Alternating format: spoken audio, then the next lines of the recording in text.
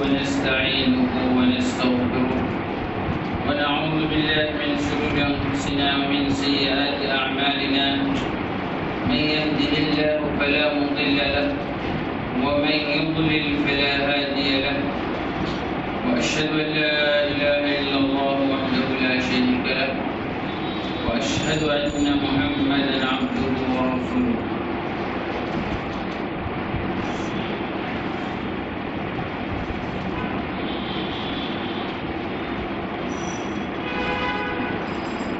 أعوذ بالله من الشيطان الرجيم بسم الله الرحمن الرحيم والعصر إن الإنسان لفي خسر إلا الذين آمنوا وعملوا الصالحات وتواصوا بالحق وتواصوا بالصبر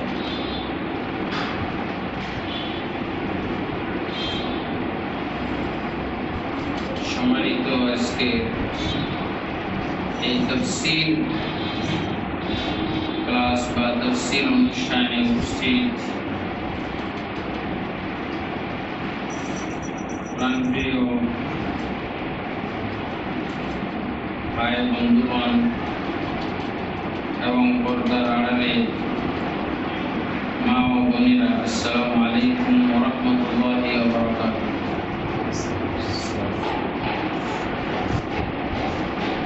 আমরা অত্যন্ত মহিমান্বিত একটি মাস অতিবাহিত করে চলেছি।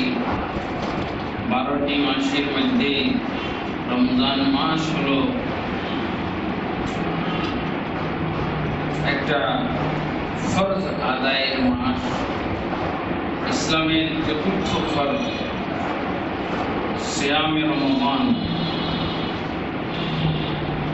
এই রমজানের বিশেষ গুরুত্বপূর্ণ ফরজ ইবাদত হলো সিয়াম পালন। এছাড়াও এই মাস হলো কিয়ামের মাস, কিয়াম রমজান। এই মাস হলো লাইলাতুল কদরের মাস। সবচেয়ে গুরুত্বপূর্ণ বিষয় হচ্ছে যে এই মাস হলো কোরআন নাজিলের মাস। আল্লাহ তাআলা বলছেন শাহরু রমাদান আল্লাযী উনজিলা ফীহিল কুরআন। শাহরু রমাদান অর্থাৎ রমজান মাস এমন একটি মাস যার ভিতরে কোরআন নাযিল করা হয়েছে। হুদাল লিন্নাস, এই কোরআন হলো লোকদের জন্য পথ প্রদর্শক, ওয়াবাইনাতিন মিনাল হুদা, এবং হেদায়েতের সুস্পষ্ট দলিল প্রমাণ।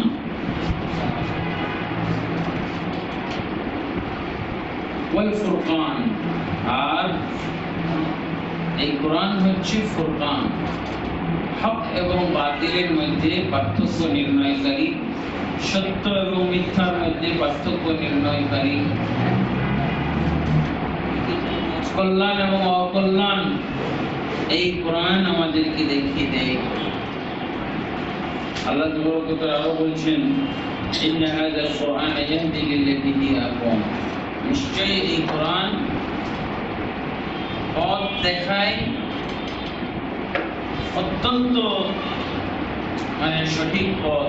ওয়াইবাশশিরুল মুমিনিন, এবং মুমিনদেরকে সুসংবাদ দেয় এই মর্মে আন্না লাহুম আজরুন কাবীরা, যে তাদের জন্য রয়েছে বড় আল্লাহর কাছে বিনিময় বা পারিশ্রমিক। আলহামদুলিল্লাহ, আমরা এই রমজান মাস, যাকে কোরআনের মাস বলা হয়, এই কোরআনের মাসে আমরা কোরআন থেকে কিছু বিষয় জানার চেষ্টা করব। কোরআনের তাফসীরের মধ্য দিয়ে আমাদের দৈনন্দিন জীবনে বিভিন্ন প্রয়োজনীয় বিষয়গুলো জেনে নেব। আমাদের পরকালের পাথেয় কি তা আমরা সংগ্রহ করবো ইনশাআল্লাহ। আজকে আমরা যে কোরআনের অংশ আলোচনা করতে যাচ্ছি, তাফসীর করতে যাচ্ছি, সেটা হলো 30 পারা থেকে একটি সূরা, 3 আয়াত বিশিষ্ট সূরা। সূরার নাম হচ্ছে সূরাতুল আসর। সূরাতুল আসর ছোট সূরাগুলোর একটা সূরা হচ্ছে এই সূরাটি। আমরা অনেক সময়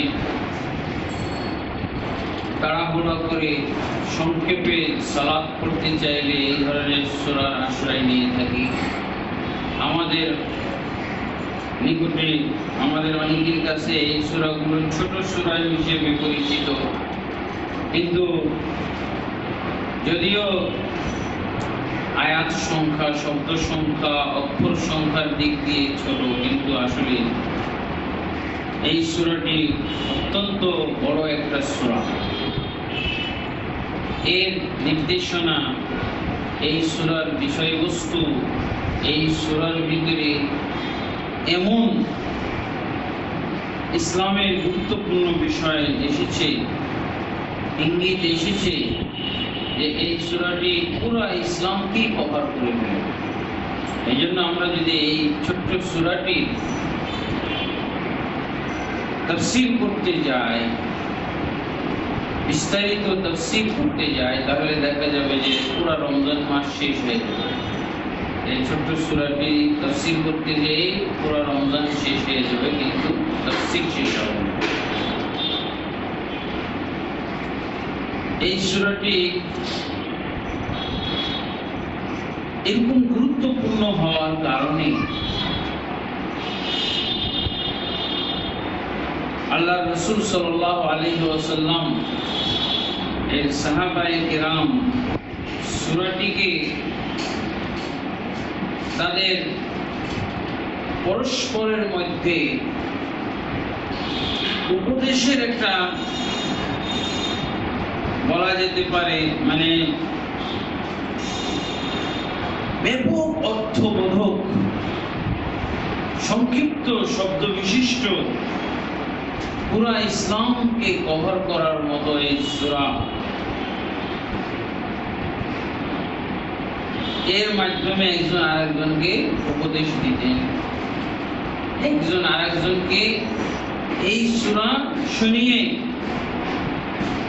ইসলামের দাওয়াত দিতেন। উবাইদুল্লাহ বিন হিসন তিনি বলছেন, كان الرجلان من أصحاب رسول الله صلى الله عليه وسلم إذا التقيا لم يتفرقا إلا أن يقرأ أحدهما على الآخر سورة العصر।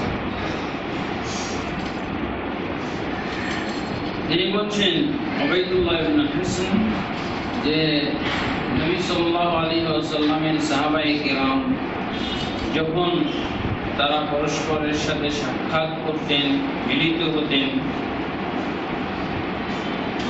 তাদের প্রয়োজন শেষ হওয়ার পর একজন আরেকজন থেকে বিচ্ছিন্ন হওয়ার আগে, একজন আরেকজন থেকে বিদায় নেওয়ার আগে প্রত্যেকেই তার অপর বন্ধুকে বা অপর ভাইকে এই সূরাটি পড়ে উপদেশ দিতেন। দুজন আছে, প্রথমে একজন বললেন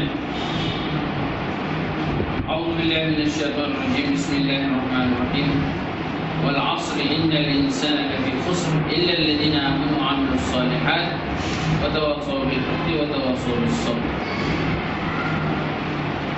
এরপর তার অপর বন্ধু এভাবে এই সূরাটি পাঠ করতেন, যেভাবে প্রথমজন পাঠ করেছে। এরপর তারা একজন আরেকজনকে সালাম দিয়ে বিদায় করতেন। এত গুরুত্বপূর্ণ একটা সূরা, তারা বিদায়ের পূর্বে, বিদায় নেওয়ার পূর্বে, বিদায় হওয়ার পূর্বে একজন আরেকজনকে এই সূরাটি শোনাইতেন।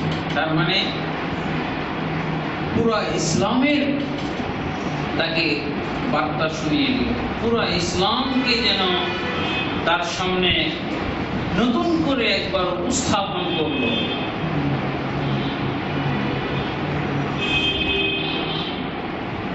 ইমাম শাফিঈ রাহিমাহুল্লাহ তিনি এই কারণেই বলতেন, লাউ তাদাব্বারান নাস হাদিহি সূরা লাওয়াসিআতহুম, যদি মানুষ এই সূরাটিকে গভীরভাবে গবেষণা করত, গভীরভাবে এই সূরাটির প্রতি লক্ষ্য রাখত, বুঝার চেষ্টা করত, লাওয়াসিআতহুম, তাহলে এই একটি সূরাই যথেষ্ট। কোন কোন ভাষায় এভাবে এসেছে, আল্লাহ তাবারক ওয়া তাআলা যদি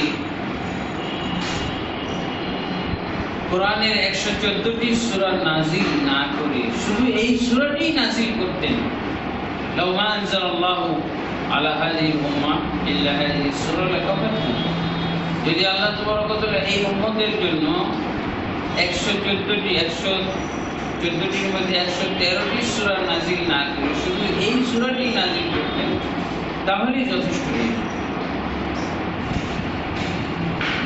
আলহামদুলিল্লাহ, এটা এমন একটা গুরুত্বপূর্ণ, এমন একটা মূল্যবান, এমন একটা ব্যাপক অর্থবোধক সূরা যে এই সংক্ষিপ্ত সূরা পুরো ইসলামকে কভার করে।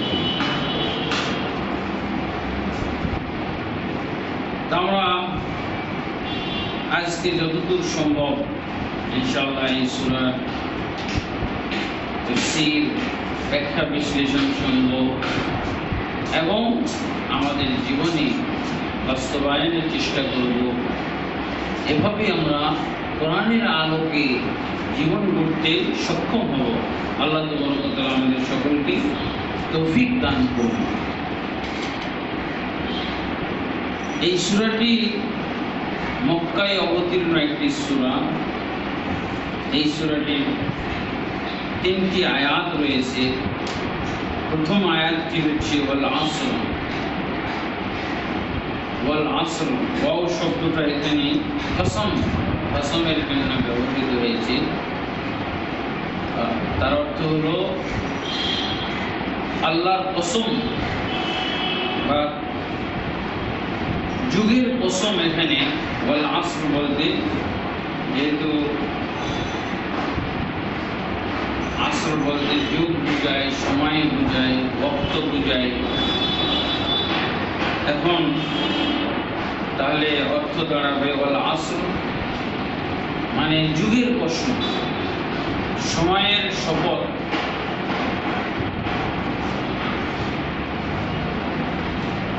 এখানে সময় বলতে সাধারণ সময় উদ্দেশ্য। তারপরে আল্লাহ বলছেন ইন্নাল ইনসানা লাফি খুসর। সময়ের কসম শপথ করার পর আল্লাহ বলছেন ইন্নাল ইনসানা, নিশ্চয়ই সমস্ত মানুষ।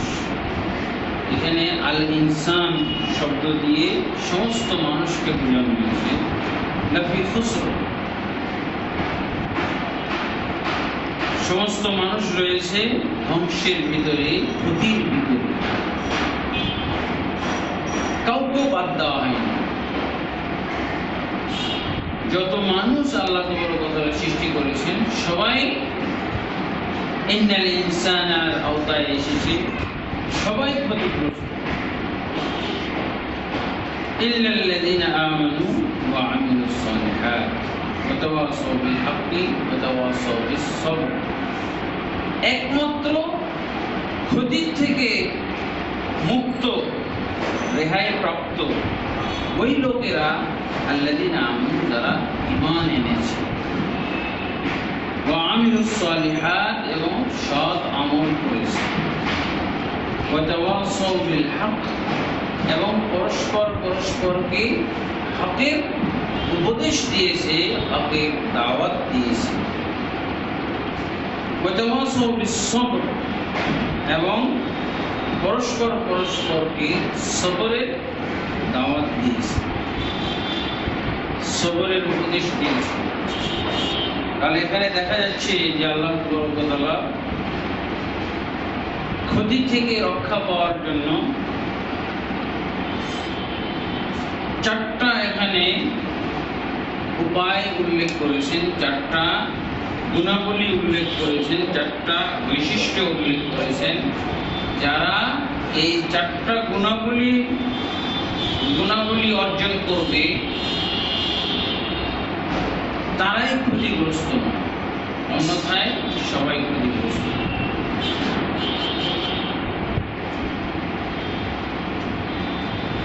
এটা অত্যন্ত একটা গুরুত্বপূর্ণ বিষয় যে আল্লাহ তাবারক ওয়া তাআলা যিনি এই কোরআনকে নাযিল করেছেন এবং কোরআন মাজিদের শুরুতেই বলে দিয়েছেন যালিকাল কিতাবু লা রাইবা ফীহি, এটি এমন একটি কিতাব যার ভিতরে কোনো সংশয় সন্দেহ নেই। হুদাল লিল মুত্তাকিন, মুত্তাকিদের জন্য এটা হলো পথ প্রদর্শক, হিদায়াত।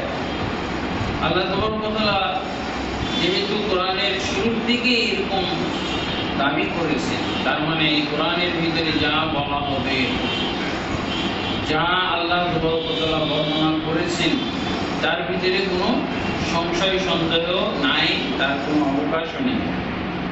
অথচ আল্লাহ তাবারক ওয়া তাআলা শপথ করে এই কথাগুলো আবার বলছেন কেন? আল্লাহ তাবারক ওয়া তাআলা কোন একটা বিষয়ে অত্যন্ত বেশি গুরুত্ব দেওয়ার জন্য, অত্যন্ত বেশি মূল্যায়ন করার জন্য, বান্দাদের দৃষ্টি আকর্ষণ করার জন্য আল্লাহ নিজে শপথ করে থাকেন। আমরা নিজেরাও শপথ করি। কখন আমরা শপথ করি? যখন আমার কথা, যখন আমার অবস্থান, যখন আমার দাবি আমি মানুষের কাছে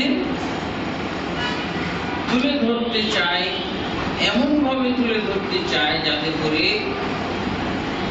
আমার এই দাবির ব্যাপারে কোনো ধরনের কেউ সন্দেহ পোষণ করতে না পারে, গুরুত্ব দেয়। এই কারণেই শপথ করে। আল্লাহ তাবারক ওয়া তাআলা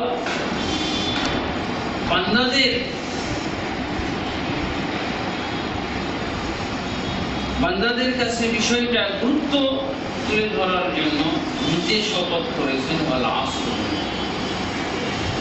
সময়ের কসম। অনেকেই তাফসীরে বলে থাকেন যে এটা হলো আসর বলতে হলো সাধারণ টাইম, সাধারণ সময়, যে সময়ের ভিতরে মানুষ ভালো কাজ করে, খারাপ কাজ করে, একই তো সময়, যে সময় আমরা অতিবাহিত করতেছি। কেউ ভালো কাজের ভিতর দিয়ে অতিবাহিত করতেছে, কেউ মন্দ কাজের ভিতর দিয়ে অতিবাহিত করতেছে। এই সাধারণ টাইমকে আসর বলা হয়। আবার কেউ বলছেন যে এটা হলো মানে দিনের শেষ ভাগ। আসর বলতে মানে আসরের ওয়াক্ত, যোহর আসর সহ, এভাবে অনেকে বলছেন। কিন্তু আসলে ব্যাপক অর্থেই আল্লাহ তাবারক ওয়া তাআলা সময় বুঝিয়েছেন। তার কারণ প্রত্যেকটা সময় আল্লাহ তাবারক ওয়া তাআলা আমরা ইবাদত এবং আমল, জিকির আজকারের ভিতরে অতিবাহিত করতে পারি। আল্লাহ তাবারক ওয়া তাআলা আসরের শপথ করেছেন এই সময়েরও একটা গুরুত্ব বোঝানোর জন্য। এমনিভাবে সময়ের কসম করে যে বিষয়গুলো তিনি উপস্থাপন করবে সেগুলোর গুরুত্ব আছে, এবং যেহেতু সময়ের কসম করেছেন, শপথ করেছেন, এই সময়েরও একটা আল্লাহ মানে গুরুত্ব বোঝানোর চেষ্টা করেছেন বা গুরুত্ব বোঝাইতে চেয়েছেন আমাদের কাছে। তার কারণ ইসলামের কোনো এমন বিষয় নেই, কোনো এমন ইবাদত নাই যে ইবাদত সময়ের সাথে সম্পর্কযুক্ত নয়, বিশেষভাবে ফরজ ইবাদত। ফরজ ইবাদতগুলো প্রত্যেকটা সময়ের সাথে সম্পর্কযুক্ত। এখন আমরা এই যে ইসলামের চতুর্থ রুকন পালন করছি, এর জন্য আল্লাহ তাবারক ওয়া তাআলা একটা সময় বেঁধে দিয়েছেন, সেটা হলো রমজান মাস। এই রমজানের সিয়াম আমরা শাওয়ালে করলে হবে না। শাবান মাসে এক মাস সিয়াম পালন করলে ফরজ আদায় হবে না। অন্য যে কোনো মাসে সিয়াম পালন করলে হবে না। সিয়ামের জন্য আল্লাহ তাবারক ওয়া তাআলা নির্দিষ্ট একটা সময় বেঁধে দিয়েছেন। অতএব এই নির্দিষ্ট সময়ের ভিতরেই রমজানের প্রথম তারিখ থেকে শেষ তারিখ পর্যন্ত এর ভিতরেই ইসলামের চতুর্থ ফরজ সিয়াম পালন আমাদেরকে করতেই হবে। ইচ্ছাকৃতভাবে একটা সিয়ামও আমরা বাদ দিতে পারি, এই মাসেই কমপ্লিট করতে হবে। হ্যাঁ, যারা শরীর ওযর বিশিষ্ট তাদের কথা ভিন্ন, মুসাফির হয়ে গেছে এই মাসে, তারপর কেউ রোগাক্রান্ত হয়ে গেছে, কেউ হয়তো গর্ভবতী আছে, কেউ হয়তো শিশুকে দুগ্ধ দান করতেছে, এই সমস্ত অবস্থা হলো ভিন্ন। কেউ অপারগ হয়ে গেছে, সে কারণে সিয়াম পালন করছে না, সে এর পরিবর্তে অন্য সময় সিয়াম পালন করবে। কিন্তু সিয়ামের জন্য নির্ধারিত অর্থ হলো, সময় হলো এই মাস। কাজে মুসলিম ব্যক্তি সময়ের অত্যন্ত গুরুত্ব রয়েছে, মূল্য রয়েছে। তার সময় হিসাব নিকাশ করে চলতে হবে। আল্লাহ রাসূল সাল্লাল্লাহু আলাইহি ওয়াসাল্লাম হাদিসের ভিতরে বলেছেন, বা হাদিসের ভিতরে এসেছে, কানা রাসূলুল্লাহ সাল্লাল্লাহু আলাইহি ওয়াসাল্লাম ইয়াতাহাফাযু মিন শাবান মা লা ইয়াতাহাফাযু ফি গায়রিহি। আল্লাহ রাসূল সাল্লাল্লাহু আলাইহি ওয়াসাল্লাম শাবানের মাস আসলে তিনি এই শাবানের মাসের যত হেফাজত করতেন, যত রাসূলুল্লাহ সাল্লাল্লাহু আলাইহি ওয়াসাল্লাম যত্ন নিতেন, শাবান মাস কখন প্রবেশ করবে, শাবান মাস কখন শেষ হতে যাচ্ছে, আল্লাহ রাসূল সাল্লাল্লাহু আলাইহি ওয়াসাল্লাম অত্যন্ত গুরুত্বের সাথে হিসাব নিকাশ করতেন। কেন? শাবান মাসের পরেই আসতেছে রমজান। অতএব রমজান মাসের শুরু পাইতে হবে। তো তারপরে আল্লাহ রাসূল সাল্লাল্লাহু আলাইহি ওয়াসাল্লাম কথা বলছেন, লা ইয়াতাকাদ্দামান্না আহাদুকুম রমাদানা বিসিয়ামি ইয়াউমিন আও ইয়াউমাইন। কোন ব্যক্তি যেন রমজানের পূর্বে একদিন বা 2 দিন সিয়াম পালন না করে। রমজানের পূর্বে সিয়াম পালন যদি না হয়, এজন্য আমাদেরকে হিসাব নিকাশ রাখতে হবে। এমনিভাবে আল্লাহ রাসূল সাল্লাল্লাহু আলাইহি ওয়াসাল্লাম বলছেন, তাকে জিজ্ঞাসা করা হয়েছিল, আফদালুল আমাল ইনদাল্লাহি আযজা ওয়া জাল্লা, আইয়ুল আমালি আফদালু ইনদাল্লাহ। হে আল্লাহর রাসূল সাল্লাল্লাহু আলাইহি ওয়াসাল্লাম, আল্লাহর কাছে সর্বোত্তম আমল কোনটা? আল্লাহ রাসূল সাল্লাল্লাহু আলাইহি ওয়াসাল্লাম কি বলেছেন?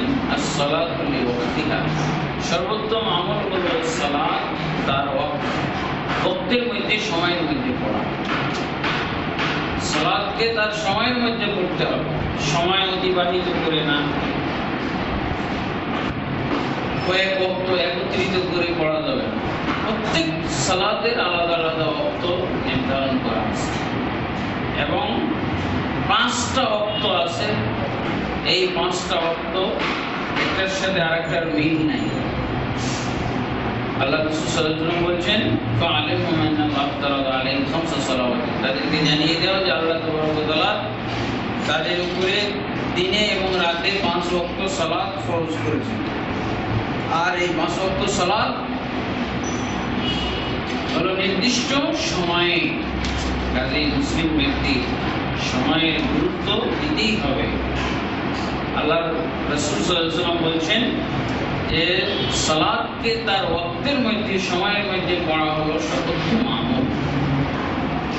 এখন আমি যোহরের সালাত যদি আসরে পড়ি, আসরের সালাত মাগরিবে পড়ি, হবে না। ওয়াক্ত পার করে দিয়ে সালাত পড়লে আর হবে না। যেমন ভাবে আমি ওয়াক্ত না হলে সালাত পড়লে হবে না, ঠিক তেমনি ভাবে ওয়াক্ত পার হয়ে দিয়ে সালাত পড়লে হবে। যেমন আমি যোহরের সালাত যদি বেলা 11টার সময় পড়ি তো হবে। যে কেউ বলবে যে এই সময় সালাত পড়লে হবে, কেন? যে এটা যোহরের ওয়াক্ত নয়, যোহরের ওয়াক্তেও আরো পরে আসবে। তো ঠিক এমনি ভাবে যোহরের ওয়াক্ত পার হয়ে গেলেও তো ওইটা আর যোহরের ওয়াক্ত থাকে না। যেমন ভাবে 10টা 11টায় পড়লে যোহরের সালাত হবে না, ঠিক এমনি ভাবে আসরের ওয়াক্ত প্রবেশ করলে যোহরের ওয়াক্ত শেষ হয়ে গিয়ে আর যোহরের ওয়াক্ত, যোহরের সালাত হবে না। আমরা অনেকেই এটাকে কাজা বলি। তাহলে ওয়াক্তের অত্যন্ত গুরুত্ব আছে। ওয়াক্ত ছাড়া কোনো ইবাদত, কাজে আমাদেরকে আসর বা ওয়াক্ত সময় সম্পর্কে আমাদের সচেতন হতে হবে। এই সচেতনতা দান করা এটাও একটা আল্লাহ তাআলার উদ্দেশ্য। এই সময়ের কসম করা হয়। যাকাতের ক্ষেত্রেও দেখেন, যাকাতের হাওলান হাউল, আল্লাহ রাসূল সাল্লাল্লাহু আলাইহি ওয়াসাল্লাম কয়েকটা শর্তে যাকাত ফরজ হওয়ার কথা বলেছেন। তার ভিতরে একটা শর্ত হলো বছর অতিবাহিত হতে হবে। তো বছর কখন থেকে কখন থেকে শুরু হয়ে কখন শেষ হলো, এটা অবশ্যই হিসাব নিকাশের ব্যাপার আছে। যাকাত অগ্রিম দেওয়া যায়, কিন্তু যাকাত ওয়াক্ত পার করে দেওয়া যায় না। অগ্রিম আপনি দিতে পারেন, এই জন্য অনেকে রমজান মাস নির্ধারণ করে, যার ফলে দেখা যায় যে সম্পদের কিছু অংশের হয়তো বছর পূর্ণ হয় আর কিছু অংশের বছর পূর্ণ হয় না। যে অংশের বছর পূর্ণ হয়েছে এটা তো ঠিক আছে সময় মতো, আর যে সম্পদের অংশের বছর পূর্ণ হচ্ছে না এটা অগ্রিম হচ্ছে। যাকাতের ক্ষেত্রে সম্পদগত আমল ইবাদত এটা অগ্রিম করা যায়। তারপরে হজ্জের ব্যাপার দেখেন, আল্লাহ তাবারক ওয়া তাআলা বলেছেন আল হাজ্জু আশহুরুম মালুমাত। হজ নির্দিষ্ট কয়েকটি মাসের ভিতরে সম্পন্নযোগ্য একটি ইবাদত। কয়েকটি নির্দিষ্ট মাসে এই হজ সম্পন্ন হবে। শাওয়াল থেকে যুলহিজ্জা, এই 3টি মাস হলো হজের মাস। কেউ ইচ্ছা করলে 3 মাস লাগিয়ে হজ করতে পারে, কেউ ইচ্ছা করলে 5 দিনে হজ করতে পারে, কেউ ইচ্ছা করলে একদিনেও করতে পারে, ন্যূনতম একদিনও করা সম্ভব।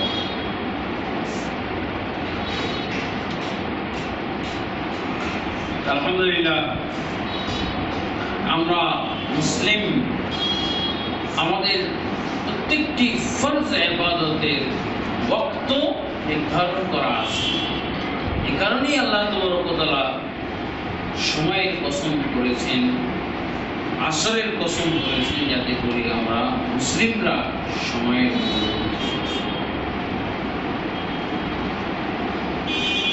আমরা যদি সময় থাকতে সময়ের মূল্যায়ন না করি তাহলে আফসোস করতে হবে। কোরআন মাজিদে আছে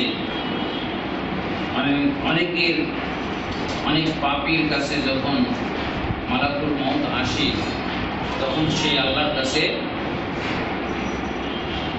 আবেদন করে, আল্লাহ তুমি যদি আমাকে আবার ফিরিয়ে দাও তাহলে আমি সৎ আমল করব। দেখেন, সময় অতিবাহিত হয়ে যাওয়ার পর এখন আফসোস ছাড়া আর কিছু না। সময় চাইবে কিন্তু সময় আর সেভাবে। যখন কোনো উম্মতের সময় চলে আসে তখন 1 মিনিট আগেও 1 মিনিট পরেও আর সেটা নড়চড় হবে না, সময় মতো তাকে দুনিয়া থেকে বিদায় নিতে হবে। এই জন্য আল্লাহ রাসূল সাল্লাল্লাহু আলাইহি ওয়াসাল্লামের হাদিস, হাসিবু ক্বাবলা আন তুহাসাবু, তোমরা হিসাব নিকাশ করে চলো তোমাদের হিসাব নিকাশ নেওয়ার আগে। কিসের হিসাব নিকাশ আমি করব? অবশ্যই সময়। আজকে অনেক মুসলিম এই কোরআনের যারা ধারক বাহক তাদের কাছে সময়ের কোনো মূল্য নেই। এই সময় কাজে লাগাচ্ছে শয়তানের কাজে, শয়তানের ডিউটিতে, শয়তানের সেবায়। শয়তান যেভাবে চাচ্ছে সেভাবে কাজে লাগাচ্ছে, কিন্তু আল্লাহর উদ্দেশ্য কি? এটা দেখা যাচ্ছে অনেকেই ইবাদতের সময় পার করে দিচ্ছে খেলাধুলা দেখে, খেলাধুলা করে, খেলাধুলা দেখে ইবাদতের সময় পার করে দিচ্ছে।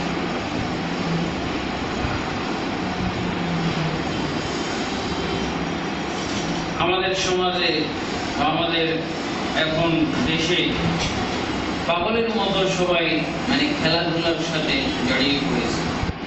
এই জন্য একটা পাগলের জগতে পরিণত হয়েছে। এখানে কিছুই স্বার্থ নেই, কোন দেশে খেলা হচ্ছে, কারা খেলা করছে, অথচ মুসলিমদের এরকম হওয়ার কোনো সুযোগ নেই। আল্লাহ তাআলা এই খেলাধুলার পিছনে যেই সময়টা ব্যয় করছে প্রত্যেকটা অংশের উপরে তার হিসাব নিকাশ করে।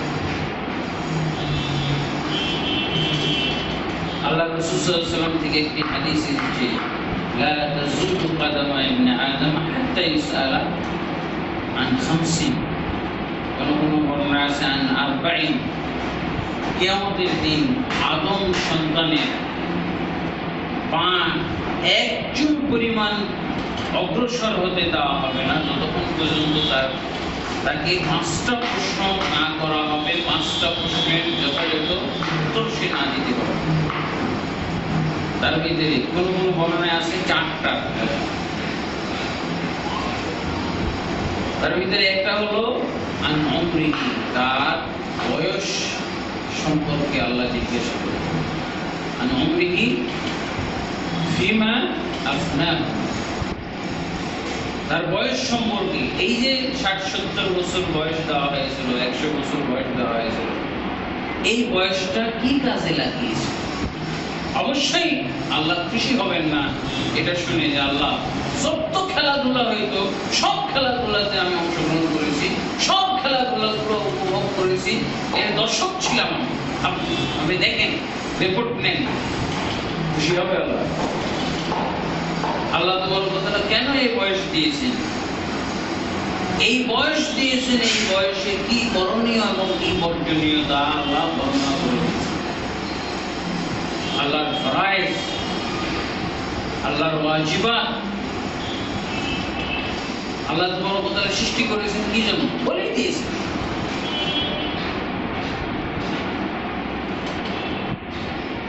ওমা খালাকতুল জিন্না ওয়াল ইনসা ইল্লা লিয়াবুদুন, আমি জিন এবং ইনসানকে সৃষ্টি করেছি শুধুমাত্র আমার ইবাদতের জন্য।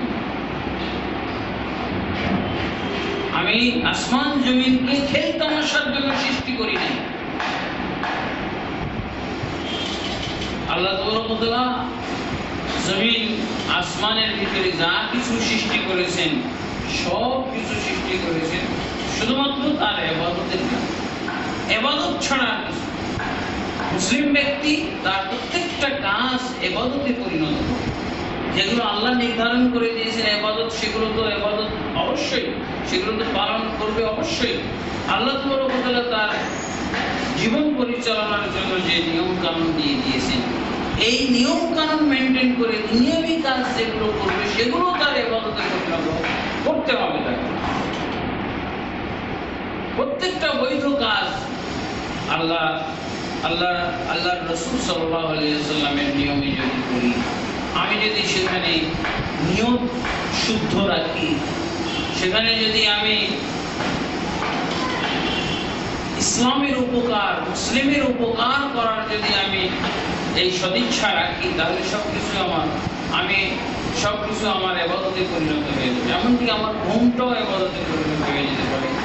আমার এই যে প্রস্রাব পায়খানায় গমন এবং বের হওয়া, এগুলো আমাদের ইবাদতে পরিণত হয়ে যেতে পারে। যেভাবে আমরা ইসলামে আদব শিখেছি, এই আদব যদি আমরা রক্ষা করি, তাহলে আমাদের সবকিছু, ইসলামে খেলাধুলাও আছে, সেই খেলাধুলা যদি হয় একটা টার্গেটে, শরীর চর্চা, মল্লযুদ্ধ, দৌড়, তীর, বর্ষাবল্লভ নিক্ষেপ, টার্গেট সই করা ইত্যাদি, দৌড় ঝাঁপ করা ইত্যাদি, এগুলো কিন্তু এগুলো একটা নিয়ম আছে। এগুলো যেন ইবাদতের সাথে, আমলের সাথে, আল্লাহর জিকিরের সাথে মোটেও সাংঘর্ষিক না। যে কোনো বৈধ ইবাদত, বৈধ খেলাধুলা যদি আমল ইবাদতের ওয়াক্তের সাথে সাংঘর্ষিক হয়, এবং সেই ক্ষেত্রে যদি ইবাদতের ওয়াক্তের উপরে যদি খেলাধুলাকে প্রাধান্য দেওয়া হয়, তাহলে সেই খেলাধুলাগুলো অবৈধ, হারাম হয়ে যায়। আমাদের আজকে বর্তমান যে বিশ্বকাপ চলতেছে, এই বিশ্বকাপ অনেক মুসলমানকে মুরতাদ বানিয়ে যাবে। মুরতাদ অলরেডি বানিয়ে ফেলেছে। অনেক নিয়মিত নামাজির নামাজ শেষ, আবার কবে সে নামাজ ধরবে তার ঠিক ঠিকানা। ফজরের সালাত তার আর হচ্ছে না। তাহাজ্জুদের জন্য রাত জাগরণের কথা আছে, সেই তাহাজ্জুদ নয়, এটা হলো শয়তানি কাজে। খেলাধুলার জন্য রাত জাগরণ, এটা মুসলমানের কাজ হতে পারে। তারপরে খেলাধুলার সময় মেনটেন, তার সময় মতো দেখার জন্য অনেকেই সালাত পড়ে। সালাত নামাজি ছিল, এখন তার নাম হলো বেনামাজির খাতা। বেনামাজির খাতায় তার নাম চলে গেছে। এই বিশ্বকাপ তাকে বেনামাজি বানিয়েছে। লাখ লাখ কোটি কোটি মুসলমানকে মুরতাদ বানিয়ে দিয়েছে। সালাত ত্যাগ করা অবশ্যই কুফরি, অবশ্যই কাফের হয়ে যায় সালাত ত্যাগের মানে। এমনকি এক ওয়াক্ত সালাত যদি ইচ্ছে করতে ছেড়ে দেয়, সে কাফের। এটাই হলো সঠিক ফতোয়া। আমাদের আলেম সমাজ অনেক সময় ফতোয়া দিয়ে থাকেন যে না, স্বীকার করে যদি সালাত ছাড়ে, তাহলে এর কারণে সালাত স্বীকার করে যে সালাত পড়া উচিত, সালাত পড়ো, নামাজ পড়া পড়ো, এই স্বীকার করে কিন্তু না পড়ে, তাহলে সে কাফের হবে। এটা একটা হাস্যকর ফতোয়া। স্বীকার করলে, আমল না করে, বাস্তবায়ন না করে, কাজে পরিণত না করে, শুধু স্বীকার করলে ইসলামটা ওই যে এক শ্রেণীর সুফিবাদীরা বলে সিনাই তাদের ইসলাম থাকে, পুরো ইসলাম সিনাই ছিল। আমি যদি নামাজ স্বীকার করি, আমি একজনকে নামাজ পড়তে দেখছি না, ও সালাত পড়তে দেখছি না, তাকে জিজ্ঞেস করছি, এই তুমি সালাত পড়ো না? আমি সালাত স্বীকার করি, আর কথা নেই, মুসলমান। তাহলে এইরকম সালাত স্বীকার করার জন্য মসজিদে তো লাগবে না। মসজিদ লাগবে? মসজিদ তো হলো ওই সালাত যেটা বাস্তবায়ন করা হবে, আযান দেওয়া হবে, ইকামত দেওয়া হবে, জামাত কায়েম করা। মসজিদে তো আর লাগবে না, একটা মসজিদও থাকবে না, সব সালাত চলে আসবে সিনাই। স্বীকার করি। এবার আমি যাকাত দিচ্ছেন না কেন? যাকাত আমি স্বীকার করি, না দিলে হবে? আচ্ছা ঠিক আছে, ওই মুফতি সাহেব, যেই মুফতি সাহেব বলতেছেন স্বীকার করলেই হবে, তাহলে তার কাছে আপনি 5 লাখ টাকা ধার নেন। যখন সে বলবে যে আমার ভাই কর্জটা পরিশোধ করেন, তখন আপনি তাকে স্বীকার করবেন যে হুজুর আপনি তো বলছেন স্বীকার করলেই চলে, মানে আল্লাহর কাম স্বীকার করলেই চলে, আপনারটা চলবে না। এখন যদি বলি যে আমি স্বীকার করছি হুজুর আপনার 5 লাখ টাকা নিয়েছি, দেওয়াও দরকার, কিন্তু দিচ্ছে না। তাহলে কি ও ধরবে যে আচ্ছা আচ্ছা ঠিক আছে আপনি স্বীকার করেন তো তাহলে পরিশোধ, স্বীকার করলেই আমার টাকা পরিশোধ হয়ে গেল, মানবে হুজুর? অবশ্যই এই ফতোয়াটা অত্যন্ত দুঃখজনক ফতোয়া। এই ফতোয়ার কারণে সালাত পড়া হচ্ছে না অনেকেই। তাহলে এক ওয়াক্ত সালাতও কেউ যদি ছেড়ে দেয় তাহলে ওই ব্যক্তি ইসলাম নষ্ট। ইসহাক বিন রাহওয়াই ইমাম বুখারী রাহিমাহুল্লাহ ওস্তাদ, উনি বলছেন আমার এই যুগ পর্যন্ত আল্লাহ রাসূল সাল্লাল্লাহু আলাইহি ওয়াসাল্লাম থেকে শুরু করে আমার যুগ পর্যন্ত ওই ব্যক্তিকে কাফির ধরা হতো যে ব্যক্তি কোনো ওয়াক্তের সালাত পড়লো না,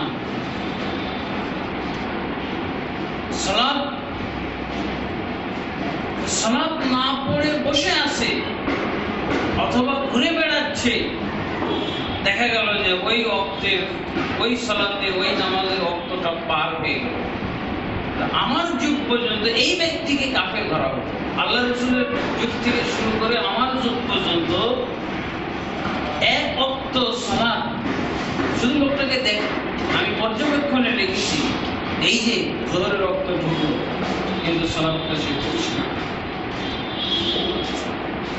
না, এমনকি আসরের ওয়াক্ত ঢুকে গেল। তাহলে কি হতো? আল্লাহ রাসূল সাল্লাল্লাহু আলাইহি ওয়াসাল্লামের যুগ থেকে শুরু করে ইসহাক বিন রাহওয়াই ইমাম বুখারী রাহিমাহুল্লাহর ওস্তাদ, উনি বলছেন আমার এই যুগ পর্যন্ত ওই লোকটাকে কাফের ধরা হতো। তাহলে বোঝা যায় যে উনার যুগে তাহলে এই ফতোয়ার প্রচলন ঘটলো যে সালাত না পড়লেও ওয়াক্ত পার হয়ে গেলেও তাকে কাফের বলা হবে না। এটা তাহলে তার পরের ফতোয়া, পরবর্তী যুগের আবিষ্কার। এই যে দেখেন বর্তমান যুগে কি ধরনের, আপনি স্বীকার করেন তো, স্বীকার করলে ঠিক আছে। তা আমি যদি এই স্বীকারের মধ্যে সীমাবদ্ধ রাখি, স্বীকার করলেই ইসলাম হয়ে যায়, তাহলে ইসলামের আর কোন চিত্র আমি বাইরে দেখতে পাবো না, সব সিনার মধ্যে চলে এসেছে, সব সিনার মধ্যে চলে এসেছে। যাকাত দেই, হ্যাঁ আমি যাকাত স্বীকার করি, যাকাত স্বীকার করি কিন্তু যাকাত আদায় করি। আমি সিয়াম স্বীকার করি কিন্তু সিয়াম পালন করি। হজ স্বীকার করি, হজ পালন করি। দেখেন একটাও কি আর অস্তিত্ব জগতে পাওয়া গেল ইসলামের কোন একটা খরচ? সব তখন সিনাই চলে। এটা অবশ্যই বর্জনীয় একটা ফতোয়া। এই ফতোয়া আমার যোগ্য, এই ফতোয়া হলো হাস্যকর। অবশ্যই আমাকে ইসলামের যে ফরায়েজ গুলো আছে, ফরজ আছে, এগুলো সময় মতো আমাকে আদায় করতে হবে। আলহামদুলিল্লাহ, ওয়াল আসর, আল্লাহ তাবারক ওয়া তাআলা যুগের কসম, সময়ের শপথ করে এই বিষয়গুলোই আমাদেরকে জানাতে চেয়েছেন, এই বিষয়গুলোর প্রতি আমাদের দৃষ্টি আকর্ষণ করেছেন। এই বিষয়গুলো আমাদের উপলব্ধি করা উচিত, আমাদের বোঝা উচিত এবং এইগুলো আমাদের বাস্তবায়ন করা উচিত। যে কোনো ধর্মাবলম্বীর চেয়ে, যে কোনো ব্যক্তির চেয়ে মুসলিম ব্যক্তি সময়ের মূল্যায়ন করা উচিত। তার সময়ের মূল্যায়নটা হলো ইবাদত। সময়ের মূল্যায়নটা হলো আল্লাহর ইবাদত। কোন একটা ফরজ ইবাদত সময় ছাড়া নাই, এবং এভাবে সময় হিসাব নিকাশ করে চলা এটা অত্যন্ত প্রতিরোধী।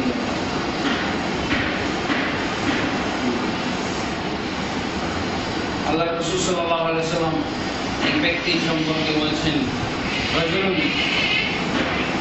কলবুহু মুআল্লাকুন বিল মাসাজিদ, এমন এক ব্যক্তিকে আল্লাহ আরশের নিচে ছায়া দান করবেন যার অন্তর মসজিদের সাথে বাঁধা, ঝুলন্ত।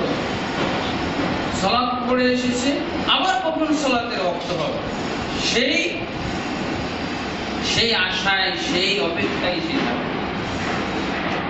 যতক্ষণ পর্যন্ত কোনো ব্যক্তি মসজিদে এসে সালাতের ইন্তজার করে, সালাতের জন্য কি করে, অপেক্ষা করে, ততক্ষণ পর্যন্ত তার আমলনামায় সালাতেরই নেকি লেখা হয়। সালাত শেষ করার পরও যতক্ষণ পর্যন্ত সে মসজিদে বসে থাকবে ততক্ষণ পর্যন্ত তার আমলনামায় সালাতের নামাজের নেকি লেখা হয়, যতক্ষণ পর্যন্ত তার ওযু ভঙ্গ না হয়। তাহলে দেখেন, সে যদি সময়টাকে কাজে লাগাইতে পারে তাহলে কিভাবে তার প্রত্যেকটা সময় সে যদি তাওহীদবাদী হয়, আল্লাহ সুবহানাহু ওয়া তাআলাকে ভয় করে চলে, আল্লাহর ভীতিটা তার অন্তরের ভিতরে নিয়ে চলে, 24 ঘন্টা তার ইবাদত করছে। আল্লাহকে ভয় করা ইবাদত না। আল্লাহ ভীতিটা যদি কোন মুসলিম ব্যক্তির অন্তরের ভিতরে সবসময় থাকে, সবসময় সে ইবাদতের মধ্যে আছে।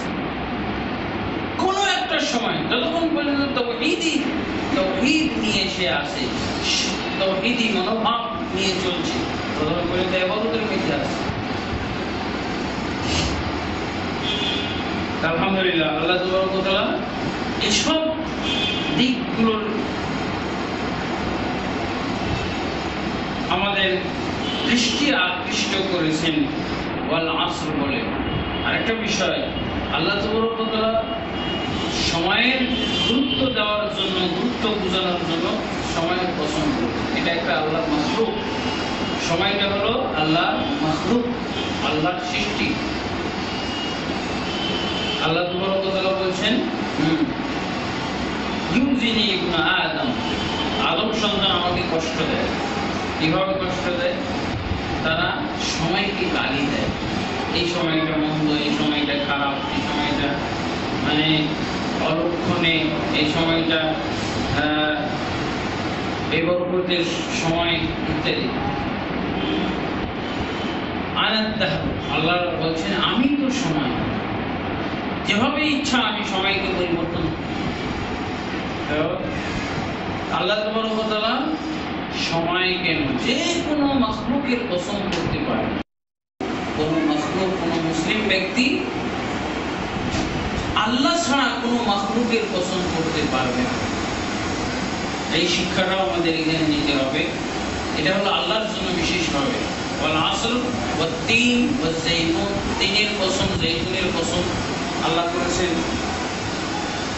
সূর্যের কসম, রাত্রের কসম ইত্যাদি আল্লাহ তাবারক ওয়া তাআলা বিভিন্ন মাখলুকের কসম করে থাকেন। সেই মাখলুকের গুরুত্ব বোঝানোর জন্য এবং পরবর্তীতে কসম করার পর, শপথ করার পর যে বিষয় বর্ণনা করবেন এই বিষয়ের গুরুত্ব বোঝানোর জন্য। আল্লাহ তাবারক ওয়া তাআলার কাছে আমরা দোয়া করি, আল্লাহ যেন আমাদের প্রত্যেকটি মুহূর্ত, প্রত্যেকটা সেকেন্ড, প্রত্যেকটা মিনিট, ঘন্টা যেন আল্লাহর আনুগত্যে আমরা ব্যয় করতে পারি। শয়তানের আনুগত্যে যেন আমাদের কোনো একটা সেকেন্ড যেন ব্যবহৃত না হয়। আল্লাহ তাবারক ওয়া তাআলা আমাদেরকে সেই তৌফিক দান করুন এবং শয়তানের প্রতি এবং শয়তানি কার্যকলাপের প্রতি আমাদের অনীহা, আমাদের অনাগ্রহতা এবং আমাদের ঘৃণা সৃষ্টি করে দেন। আমরা যাতে এই শয়তানি কাজে শয়তান খুশি হয় এমন কিছু বিষয়ে আমাদের একটা মিনিটও আমরা ব্যয় না করি, অন্যথায় আমাদেরকে হিসাব দিতে হবে। আমরা যে হাদিসটা বলছিলাম, কিয়ামতের দিন আল্লাহ জিজ্ঞেস করবেন, তোমার যে সময় দিয়েছিলাম আমি, যে তোমার বয়স দিয়েছিলাম, এই বয়সটা কি কাজে খাটিয়েছি? তোমাকে যে তোমার বয়সের একটা সর্বযুগ দিয়েছিলাম, যৌবনকাল, এই যৌবনকাল তুমি কিসে কাটিয়েছো? কারণ যৌবনকালের ইবাদত আল্লাহর কাছে অত্যন্ত গুরুত্বপূর্ণ। যৌবনকালে আল্লাহ তাবারক ওয়া তাআলা ইবাদত করলে আল্লাহ অত্যন্ত খুশি হন। ঠিক এমনি ভাবে আল্লাহ তাবারক ওয়া তাআলার অবাধ্যতায় যদি এই যৌবনকালকে ব্যয় করে তাহলে সেটা আল্লাহ তাবারক ওয়া তাআলার কাছে অত্যন্ত রাগের ব্যাপার, গুসার ব্যাপার, ক্রোধের ব্যাপার। আল্লাহ তাবারক ওয়া তাআলার কাছে জিজ্ঞাসিত হতে হবে। আর যতক্ষণ পর্যন্ত সঠিক উত্তর এবং সন্তোষজনক উত্তর আল্লাহকে না দিতে পারবো ততক্ষণ পর্যন্ত আমার রেহাই নাই। উত্তর না দিতে পারলেই হালাক, ধ্বংস, জাহান্নাম। তারপরে আরেকটা প্রশ্ন করা হবে, তার মাল সম্পর্কে জিজ্ঞেস করা হবে। মিন আইনা ইকতাসাবাহু, এই মাল কোন খাত থেকে তুমি উপার্জন করেছো। তার মানে হালাল খাত থেকে যদি উপার্জন করে থাকে তাহলে তো সে পাশ করবে। যদি কোনো হারাম খাত থেকে সম্পদ আহরণ করে থাকে তাহলে সে হালাল। চুরি কারবার করে, ঘুষ খেয়ে, মানুষকে ধোঁকা দিয়ে, মাপে কম দিয়ে, প্রতারণা করে, ঠকিয়ে, ভেজাল মিশিয়ে যদি সে উপার্জন করে থাকে তাহলে সে ধ্বংসপ্রাপ্ত হবে। আল্লাহ কি বলছেন? মিন আইনা ইকতাসাবাহু। আর একটা প্রশ্ন কি হবে এই সম্পদ সম্পর্কে? তোমার ইনকাম খাত কি, আর এরপরে ব্যয়ের খাতগুলো কি? ফিমা আনফাকাহু, কি কাজে তুমি এই সম্পদ ব্যয় করেছো? কারণ সম্পদ আল্লাহ, প্রত্যেকটা সম্পদ আল্লাহ। আল্লাহ বলছেন কি? ওয়াতুহু মিন মালিল্লাহি আল্লাযী আতাকুম, তোমরা অভাবীদেরকে সেই মাল থেকে দান করো যেই মাল আল্লাহ তোমাদেরকে দিয়েছে। আল্লাহ না দিলে কেউ মাল পাবে না। আল্লাহর দেওয়া মাল, এই জন্য আল্লাহ অবশ্যই হিসাব নেবেন কোন খাত থেকে উপার্জন করেছো, এবার কোন খাতে ব্যয় করেছো। অবশ্যই অন্যায় খাতে যে সম্পদ ব্যয় করা হয়, এই সম্পদ আমার জন্য হালাকের কারণ, ধ্বংসের কারণ। আরেকটা প্রশ্ন, পঞ্চম প্রশ্ন করা হবে ওয়ান ইলমিন ওয়া মাযা আমিলা ফীনা আলিম। ইলম সম্পর্কে তুমি যে ইলম অর্জন করেছিলে সেই ইলম অনুযায়ী আমল কি করেছো, এই প্রশ্নগুলো করা হবে। এখানে আমরা যেটা বুঝতেছি সেটা হলো সময়ের সাথে সম্পর্কযুক্ত। বয়স সম্পর্কে জিজ্ঞেস করা হবে, যৌবনকাল সম্পর্কে জিজ্ঞাসা করা হবে, এগুলো আমরা কিসে ব্যয় করেছি। অবশ্যই আমাদেরকে, যখন আমরা আল্লাহর বান্দা, যখন আমরা ইবাদতের জন্য সৃষ্টি হয়েছি, তখন অবশ্যই এইসব বিষয়গুলো আমাদেরকে লক্ষ্য রাখতে হবে সময়। এরপর আল্লাহ তাআলা বলছেন, শপথ করে যে গুরুত্বপূর্ণ কথাটা বলছেন সেটা কি? ইন্নাল ইনসানা লাফী খুসর, নিশ্চয়ই সমস্ত মানুষ ধ্বংসের মধ্যে রয়েছে, ক্ষতিগ্রস্ত। আল ইনসান, এখানে আলিফ লাম যে শব্দটা, ইনসানুন মানে হলো মানুষ, মানুষ জাতি। আল ইনসান বলে আল শব্দ যোগ করে এই আর্টিকেলটা দিয়ে সমস্ত মানুষকে বলা হয়েছে। পৃথিবীর একটি মানুষও বাদ নাই। ধনী, গরিব, বাদশাহ, ফকির সবাই ক্ষতিগ্রস্ত। সেটা কি? এই ক্ষতিগ্রস্ত হলো আখিরাতের ক্ষতিগ্রস্ত। দুনিয়ায় হয়তো সে খুব লাভবান, সে খুব পয়সাওয়ালা, শিল্পপতি, সে হয়তো বিত্তবান, সে হয়তো পৃথিবীর মধ্যে সবচেয়ে বড় ধনী, সে হয়তো সবচেয়ে আরাম আয়েশ ভোগ বিলাসে সে প্রথম ব্যক্তি, কিন্তু আখিরাতের দৃষ্টিতে সে কি ক্ষতিগ্রস্ত। আল্লাহ তাআলা তো বলছেন কি, ওয়া ইয়াবতাগি গায়রাল ইসলামি দীনান ফালা ইউকবালা মিনহু ওয়া হুয়া ফিল আখিরাতি মিনাল খাসিরিন। যে ব্যক্তি ইসলাম ব্যতীত অন্য কোনো ধর্ম তালাশ করবে সে অবশ্যই পরিত্যাজ্য হবে, অর্থাৎ তার এই ধর্ম আল্লাহর কাছে অগ্রাহ্য হবে, প্রত্যাখ্যাত হবে। এবং আল্লাহ কি বলছেন? ওয়া হুয়া ফিল আখিরাতি মিনাল খাসিরিন, এবং সে হবে পরকালে আখিরাতে ক্ষতিগ্রস্তদের অন্তর্ভুক্ত। ক্ষতিগ্রস্ত যারা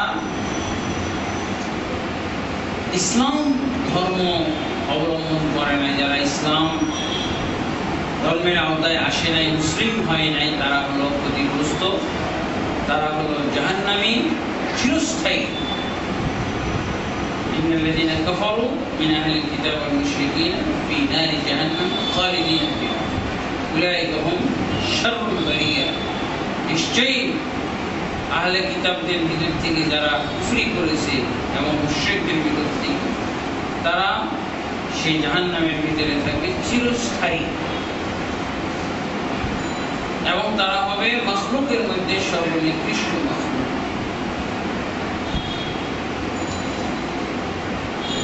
আল্লাহর কাছে ক্ষতিগ্রস্ত হলো ওই ব্যক্তি, যে ব্যক্তি পরকালে জাহান্নামে নিক্ষিপ্ত হয়েছে, জাহান্নামে চিরন্তন অধিবাসী হয়েছে, জান্নাত থেকে বঞ্চিত হয়েছে। সেই দৃষ্টিকোণ থেকে আল্লাহ বলছেন নিশ্চয়ই সমস্ত মানুষ ক্ষতিগ্রস্ত, ক্ষতির মধ্যে রয়েছে। একমাত্র যাদের ভিতরে চারটা গুণ রয়েছে, চারটা বৈশিষ্ট্য রয়েছে, তার ভিতরে কি? এক নম্বরে আল্লাহ বলছেন ইল্লাল্লাযীনা আমানু, একমাত্র তারা ব্যতীত যারা ঈমান এনেছে, যারা ঈমান এনেছে। ঈমানের এমনি সরল অর্থ, আবিধানিক অর্থ হলো বিশ্বাস করা। যারা বিশ্বাস করেছে, কি বিশ্বাস করেছে?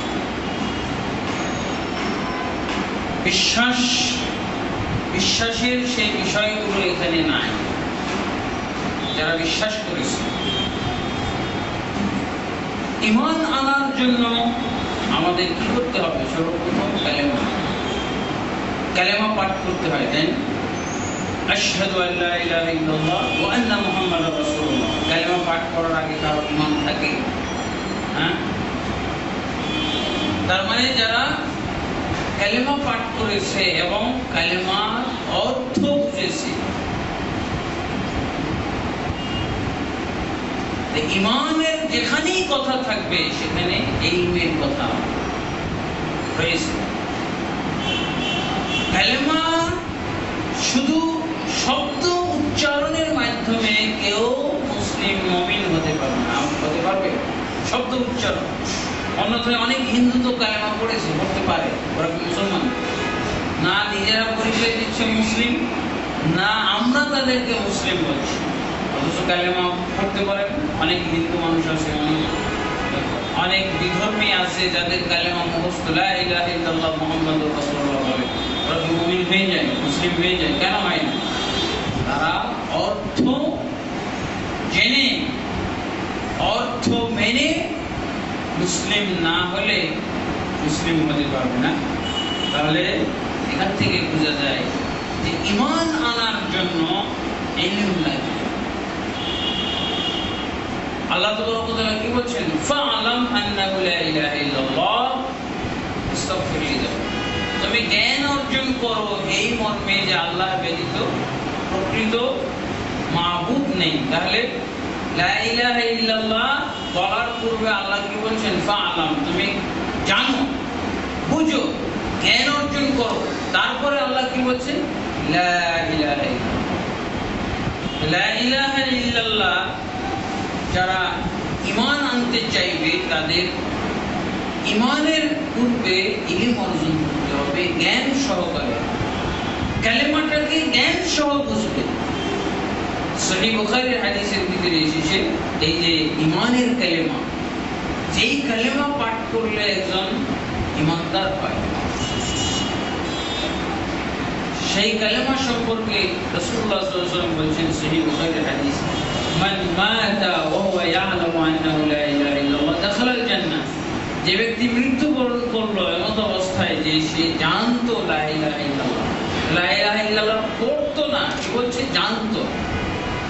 লা ইলাহা ইল্লাল্লাহ জানলে কি হয়? লা ইলাহা ইল্লাল্লাহ জানলে ঈমান আনা যায়, আর সাথে সাথে ঈমান বিরোধী কি জিনিস সেটাও জানা যায়। আল্লাহ তাআলা কি বলছেন? ফামান ইয়াকফুর বিত-তাগুতি ওয়া ইউমিন বিল্লাহ ফাকাদ ইসতামসাকা বিল উরওয়াতিল উসকা। যে ব্যক্তি তাগুতের সাথে কুফরি করবে এবং আল্লাহর প্রতি ঈমান আনবে, সেই ব্যক্তি ধারণ করলো মজবুত হাতল। মজবুত হাতল বলতে সেই ব্যক্তি লা ইলাহা ইল্লাল্লাহ ধারণ করলো, সেই ব্যক্তি লা ইলাহা ইল্লাল্লাহ দ্বারা ঈমানদার হলো, সে ব্যক্তি লা ইলাহা ইল্লাল্লাহ ধরলো। তাই লা ইলাহা ইল্লাল্লাহ ধরার জন্য কি কি ব্যবস্থা? তাগুতের সাথে কুফরি করতে হবে। আল্লাহ ব্যতীত যে সমস্ত ব্যক্তি, বস্তু, জিনিসের আনুগত্য করা হয়, বিশ্বাস করা হয়, তাদের ভক্তি সম্মান করা হয়, এগুলোর সাথে কুফরি করতে হবে। আল্লাহ বলছে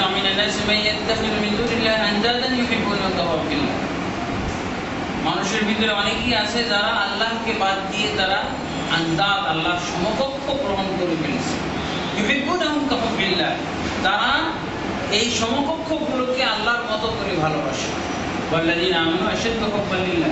কিন্তু যারা ইমানদার তারা আল্লাহকেই সর্বোচ্চ পর্যায়ের ভালোবাসে। আল্লাহর চেয়ে কোনো ব্যক্তিকে, কোনো বস্তুকে, কোনো জিনিসকে বেশি ভালোবাসে না। আল্লাহর চেয়ে বেশি ভালোবাসে না। এটা হলো ঈমান। যারা ঈমান এনেছে,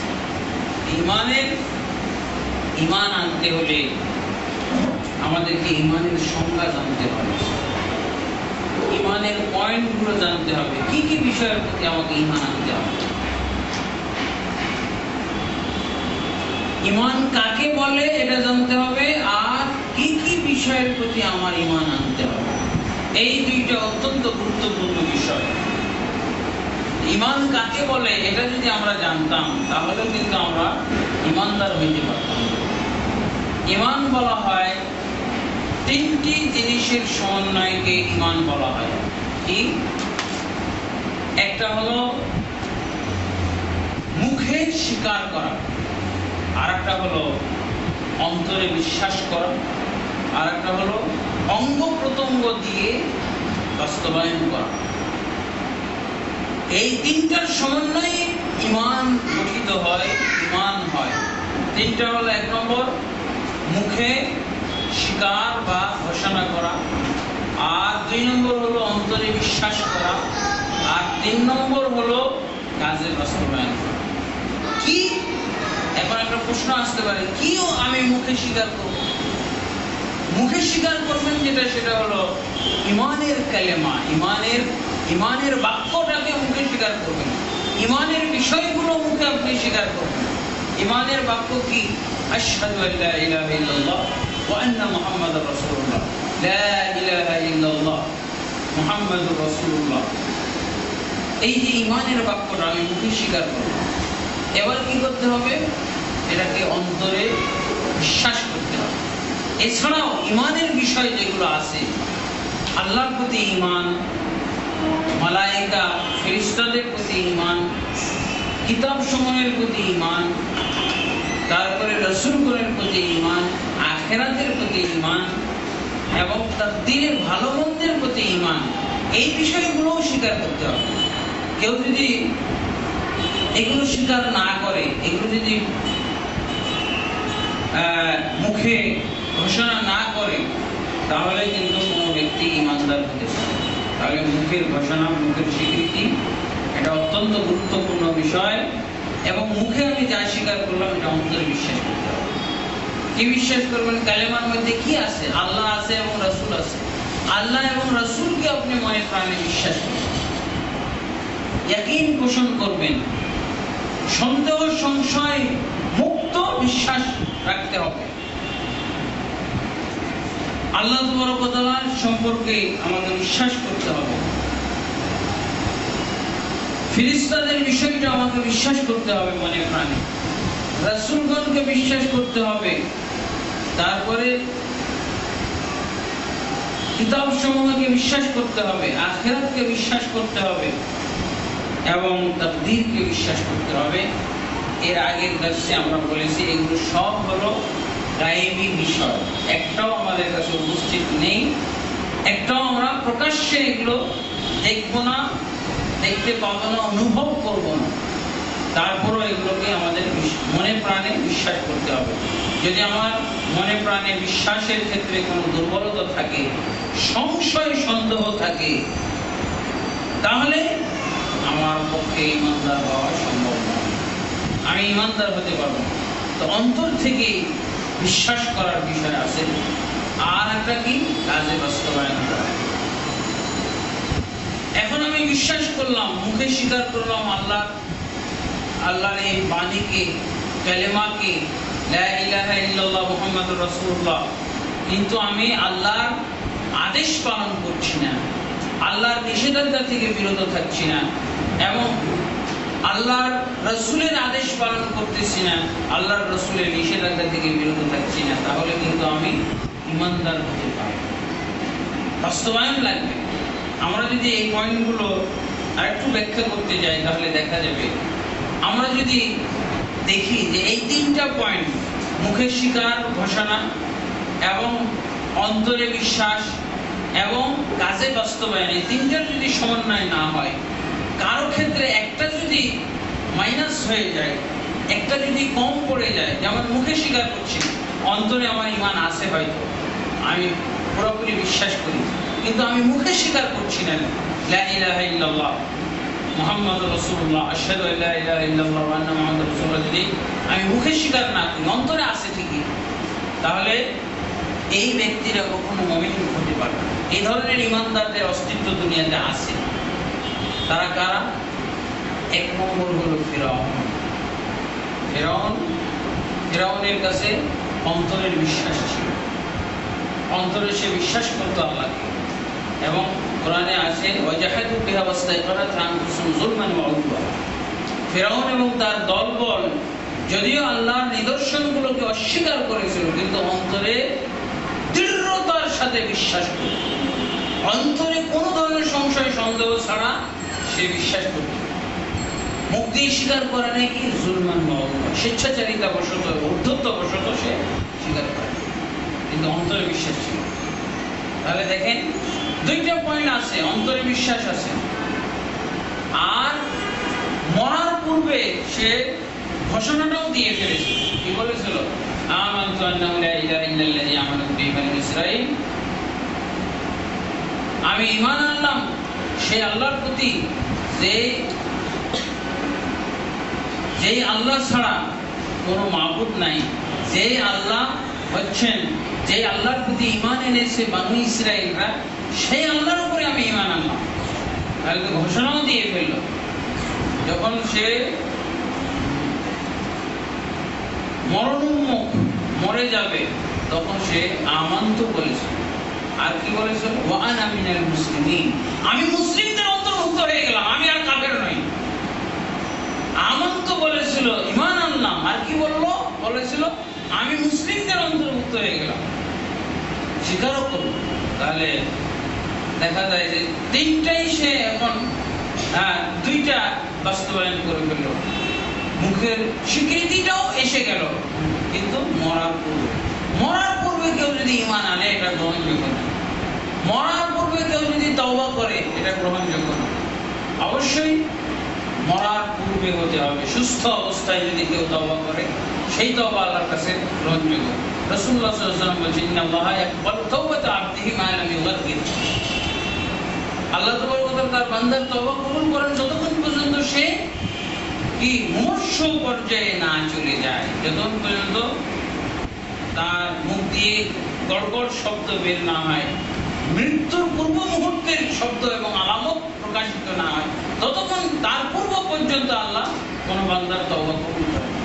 এবং কোন কাফেরের ঈমান কবুল করেন, ইসলাম কবুল করেন। তাহলে দেখেন, অন্তরে তার ইয়াকিন ছিল, তাহলে কি সে মুসলিম হইতে পেরেছে, মুমিন হইতে পেরেছে? যদি অন্তরে দৃঢ় বিশ্বাস, আল্লাহকে আমি স্বীকার করি, আল্লাহ আমার সৃষ্টিকর্তা, মনে মনে আমি যদি বিশ্বাস করি, তাহলে কি ঈমানদার হওয়া যায়? যদি ঈমানদার হওয়া যায়, তাহলে ফিরআউনও ঈমানদার। এবার দেখেন যে আমি মুখে স্বীকার করি, অন্তরে নাই, কাজে বাস্তবায়ন করি, তাহলে কি হবে? আমি মুনাফিক হয়ে যাব। তাহলে আর ঈমানদার থাকবো না, মুনাফিক হয়ে যাব। আল্লাহ তাআলা মুনাফিকদের সম্পর্কে আরেকটা, ওই আগের পয়েন্টের ভিতরে, ইহুদিরা সবাই কিন্তু মুহাম্মদ সাল্লাল্লাহু আলাইহি সাল্লামের ব্যাপারে বিশ্বাসী ছিল, মনে মনে ইনি সেই আখেরি নবী। তাওরাতে ইনারই বর্ণনা আছে, ইনজিলের ভিতরে এরই বর্ণনা আছে, কিন্তু তারা ঈমান আনে না। ঘোষণাটা কি দিয়েছিল? মুহাম্মদ রাসূলুল্লাহ বলেছিল, কিন্তু কোরআনে পাওয়া যায় তারা তাওরাতের ভিতরে পড়েছিল মুহাম্মদ সাল্লাল্লাহু আলাইহি ওয়াসাল্লাম সম্পর্কে। ইয়ারিফুনাহু কামা ইয়ারিফুনা আবনাহুম, তারা মুহাম্মদ সাল্লাল্লাহু আলাইহি ওয়াসাল্লামকে এমনভাবে চিনত যেভাবে তাদের সন্তানদেরকে চিনত। এটা আমার সন্তান, এটা আমার ছেলে, এটা আমার মেয়ে। এভাবে মুহাম্মদ সাল্লাল্লাহু আলাইহি ওয়াসাল্লামকে চিনত, বরং এর চেয়েও বেশি সুন্দর করে চিনত। আব্দুল্লাহ ইবনে সালাম তো বলেছিলেন যে আমার সন্তান সম্পর্কে সন্দেহ থাকতে পারে, কিন্তু ইনি যে মুহাম্মদ আখেরি নবী এতে কোনো সন্দেহ নেই। কারণ সন্তানের ব্যাপারে তার মা আমাকে শিখিয়ে দিয়েছে এটা তোমার সন্তান। আল্লাহ তো কোনো ওহী দিয়ে আমাকে জানাই নাই যে এটা আমার সন্তান, ওহীর মাধ্যমে কি জানিয়েছেন। কাজেই নিজের সন্তানের চেয়েও মানে মুহাম্মদ সাল্লাল্লাহু আলাইহি ওয়াসাল্লাম সত্য। কারণ মুহাম্মদ সাল্লাল্লাহু আলাইহি ওয়াসাল্লাম সত্য, এটা তাওরাতে আল্লাহ জানিয়ে রেখেছেন, ইনজিলের ভিতরে জানিয়ে রেখেছেন। সন্তানের সংশয় থাকতে পারে, কিন্তু মুহাম্মদ সাল্লাল্লাহু আলাইহি ওয়াসাল্লামের ক্ষেত্রে কোনো সন্দেহ নেই। তারা সকলেই মুহাম্মদ সাল্লাল্লাহু আলাইহি ওয়াসাল্লামকে জানতো এবং মনে মনে তারা বিশ্বাস করতো যে ইনি সেই আখেরি নবী। কিন্তু মুহাম্মদুর রাসূলুল্লাহ বলেন এই জন্য তারা কাফের। তাহলে অন্তরে ঈমান থাকলে হবে। অন্তরে ঈমান থাকলে এই ঈমান দিয়ে কোনো কাজ হবে। আর মুখে অত্যন্ত জোরালো ভাষায় যদি আমি ঈমানের স্বীকৃতি দেই যে আর ঈমানের যদি স্লোগান দেই, ইসলামের স্লোগান দেই, অন্তরে যদি আমার ঈমান ইসলাম না থাকে, বিশ্বাস না থাকে, কোনো লাভ নেই। এই ধরনের মুমিন ছিল তারা মুনাফিক, অন্তরে বিশ্বাস করত কিন্তু মুখে স্বীকার ছিল। সূরা মুনাফিকুনের মধ্যে এসেছে ইযা জাআকাল মুনাফিকুন ক্বালু নাশহাদু ইন্নাকা রাসূলুল্লাহ, যখন তোমার কাছে মুনাফিকরা আসে তখন তারা বলে আমরা সাক্ষ্য দিচ্ছি নিশ্চয়ই আপনি আল্লাহর রাসূল। আল্লাহু আ'লামু ইন্নাকা রাসূল, আল্লাহ জানেন নিশ্চয়ই আপনি তার রাসূল। আল্লাহু আ'লামু ওয়াল্লাহু ইয়াশহাদু ইন্নাল মুনাফিকিনা লাকাযিবুন, আল্লাহ সাক্ষ্য দিচ্ছেন যে মুনাফিকরা হলো মিথ্যাবাদী। যদিও তারা আশহাদু আল্লা ইলাহা ইল্লাল্লাহ আশহাদু আন্নাকা রাসূলুল্লাহ বলছে, আল্লাহ বলছেন এরা হলো মিথ্যাবাদী। কেন? অন্তরে নেই। সূরা বাকারার শুরুর দিকে আল্লাহ বলছেন আমিনান নাসি মান ইয়াকুলু আমান্না বিল্লাহি ওয়াল ইয়াউমিল আখির ওয়া মা হুম বিমুমিনিন, মানুষের ভিতরে অনেকেই বলে যে আমরা আল্লাহর প্রতি ঈমান এনেছি, পরকালেও ঈমান এনেছি। আল্লাহ বলছেন এরা মুমিন না। তা আল্লাহর প্রতি ঈমান এনেছি, পরকালে ঈমান এনেছি ঘোষণা আমানত বলতেছে, আমার না বলছে, তারপর মুমিন নাই। কেন? যে অন্তর দিয়ে এই কথাগুলো তারা বলে। তাহলে অন্তর দ্বারা অবশ্যই বিশ্বাস পোষণ করতে হবে, তাহলে ঈমানদার হবে। আর একটা হলো বলেছিলাম যে কাজে বাস্তবায়ন। আমি মুখে স্বীকার করলাম এবং অন্তরেও আমি বিশ্বাস পোষণ করলাম, কিন্তু কাজে বাস্তবায়ন করতেছি, তাহলে কি হবে? এই ঈমান এই বিশ্বাসের মাধ্যমে কেউ ঈমানদার হতে পারবে না, কেউ ঈমানদার হতে পারবে না। কেননা কি বলে ইবলিস কিন্তু এই দুইটা পয়েন্ট সে পূর্ণ করেছে। সে কি বলেছিল? আল্লাহকে সৃষ্টিকর্তা স্বীকার করেছিল, খালাকতানি মিন নারিন ওয়া খালাকতাহু মিন তিন, হে আল্লাহ তুমি আমাকে সৃষ্টি করেছো আগুন থেকে এবং আদমকে সৃষ্টি করেছো আগুন থেকে। সৃষ্টিকর্তা আল্লাহকে স্বীকার করলো না, এরই তো ঈমান, এরই তো ঈমানের স্বীকৃতি। এবং তার অন্তরের ভিতরে আছে কি বলছে? ইন্নী আখাফুল্লাহ রাব্বুল আলামিন, আমি আল্লাহ রাব্বুল আলামিনকে ভয় করি, আমি আল্লাহ রাব্বুল আলামিনকে ভয় করি। তাহলে ভয় কোথায় থাকে? অন্তরের মধ্যে না? তো ইবলিস আল্লাহকে ভয় করে, ভয়টা অন্তর থেকে জন্ম হয়, অন্তরের ভিতরে থাকে। অনেক সময় আলামত দেখা যায়, চিহ্ন দেখা যায় ভয়ের, আতঙ্কে, কিন্তু ভয় এবং আতঙ্ক এটা অনুভব করে কোথায়? থাকে কোথায়? অন্তরে। ইবলিস বদরের যুদ্ধের দিন বলেছিল যে তোমরা যুদ্ধ লাগো মুসলমানদের সাথে, আমি তোমাদের সাথে আছি। যখন দেখা গেল যে ফেরেশতা এসে গেছে আল্লাহর পক্ষ থেকে সাহায্য, তখন ইবলিস কি বললো? আমি আল্লাহকে ভয় করি, আমি আর তোমাদের সাথে নেই, আমি যা দেখছি তোমরা তা দেখো না, আমি কেটে পড়লাম। শেষ। ইবলিস আল্লাহকে ভয় করত, ভয়টা হলো অন্তরে। তাহলে ঈমান তো তার অন্তরে ছিল, ঘোষণাও তো দিল। আপনি আমাকে সৃষ্টি করেছেন আগুন থেকে, আদমকে সৃষ্টি করেছেন মাটি থেকে। এই তো স্বীকৃতি, আল্লাহকে সৃষ্টিকর্তা মেনে নেওয়া। কিন্তু ইবলিস কেন ইমানদার হলো না, কেন কাফের হয়ে গেল? তাকে আল্লাহ বলেছিল তুমি একটা সেজদা করো। তাকে আদম, আল্লাহ যাকেই সেজদা করতে বলবে, এটাই তো আল্লাহকে সেজদা করা নাকি? আল্লাহ যদি বালু ঢিবিকে সেজদা করতে বলে, আল্লাহ যদি একটা লোহাকে সেজদা করতে বলে, তাহলে সেটা তো আল্লাহকেই করা হলো। কিন্তু সে সেজদা করে, একটাই তো সেজদা করতে বলেছিল। সেই সেজদা না করার কারণে কি হয়ে গেছে? কাফের হয়ে গেছে। তাহলে ইমানদার সে হতে পারলো না স্বীকৃতি দিয়ে, ঘোষণা দিয়ে, অন্তরে বিশ্বাস রেখে। কেন? কাজে বাস্তবায়ন করাটাও একটা ইমানের গুরুত্বপূর্ণ বিষয়। তিনটার সমন্বয়। তাহলে ইমানদার হলো ওই ব্যক্তি যে ব্যক্তি আল্লাহ এবং রাসূলকে মুখে স্বীকার করে, আল্লাহর ওয়াহদানিয়াতের স্বীকৃতি দেয়, রাসূলের রিসালাতের স্বীকৃতি দেয়, আর মনে প্রাণে বিশ্বাস করে, আর আল্লাহ এবং আল্লাহর রাসূলের পক্ষ থেকে যে আদেশ নিষেধগুলো আসে সেগুলো অঙ্গ প্রত্যঙ্গ দ্বারা বাস্তবায়ন করে। এই ব্যক্তি হলো প্রকৃত ইমানদার। তাহলে ইমানদারদের জন্য আমরা চারটা গ্রুপ পেয়ে গেলাম। একটা হলো ইবলিস মার্কা ইমানদার, আর একটা হলো ফিরাউন এবং ইহুদি মার্কা ইমানদার, আর একটা হলো কি, আর একটা হলো মুনাফিক মার্কা ইমানদার, আর একটা হলো প্রকৃত ইমানদার। এই ইমানের সংজ্ঞা থেকে আমরা ইমানদারদের কয়েক প্রকার, কয়েকটা চেহারা আমরা জেনে গেলাম, তাই না? আল্লাহ তাবারক ওয়া তাআলা আমাদের সকলকে এই সংজ্ঞা অনুযায়ী ইমান আনার তৌফিক দান করুন।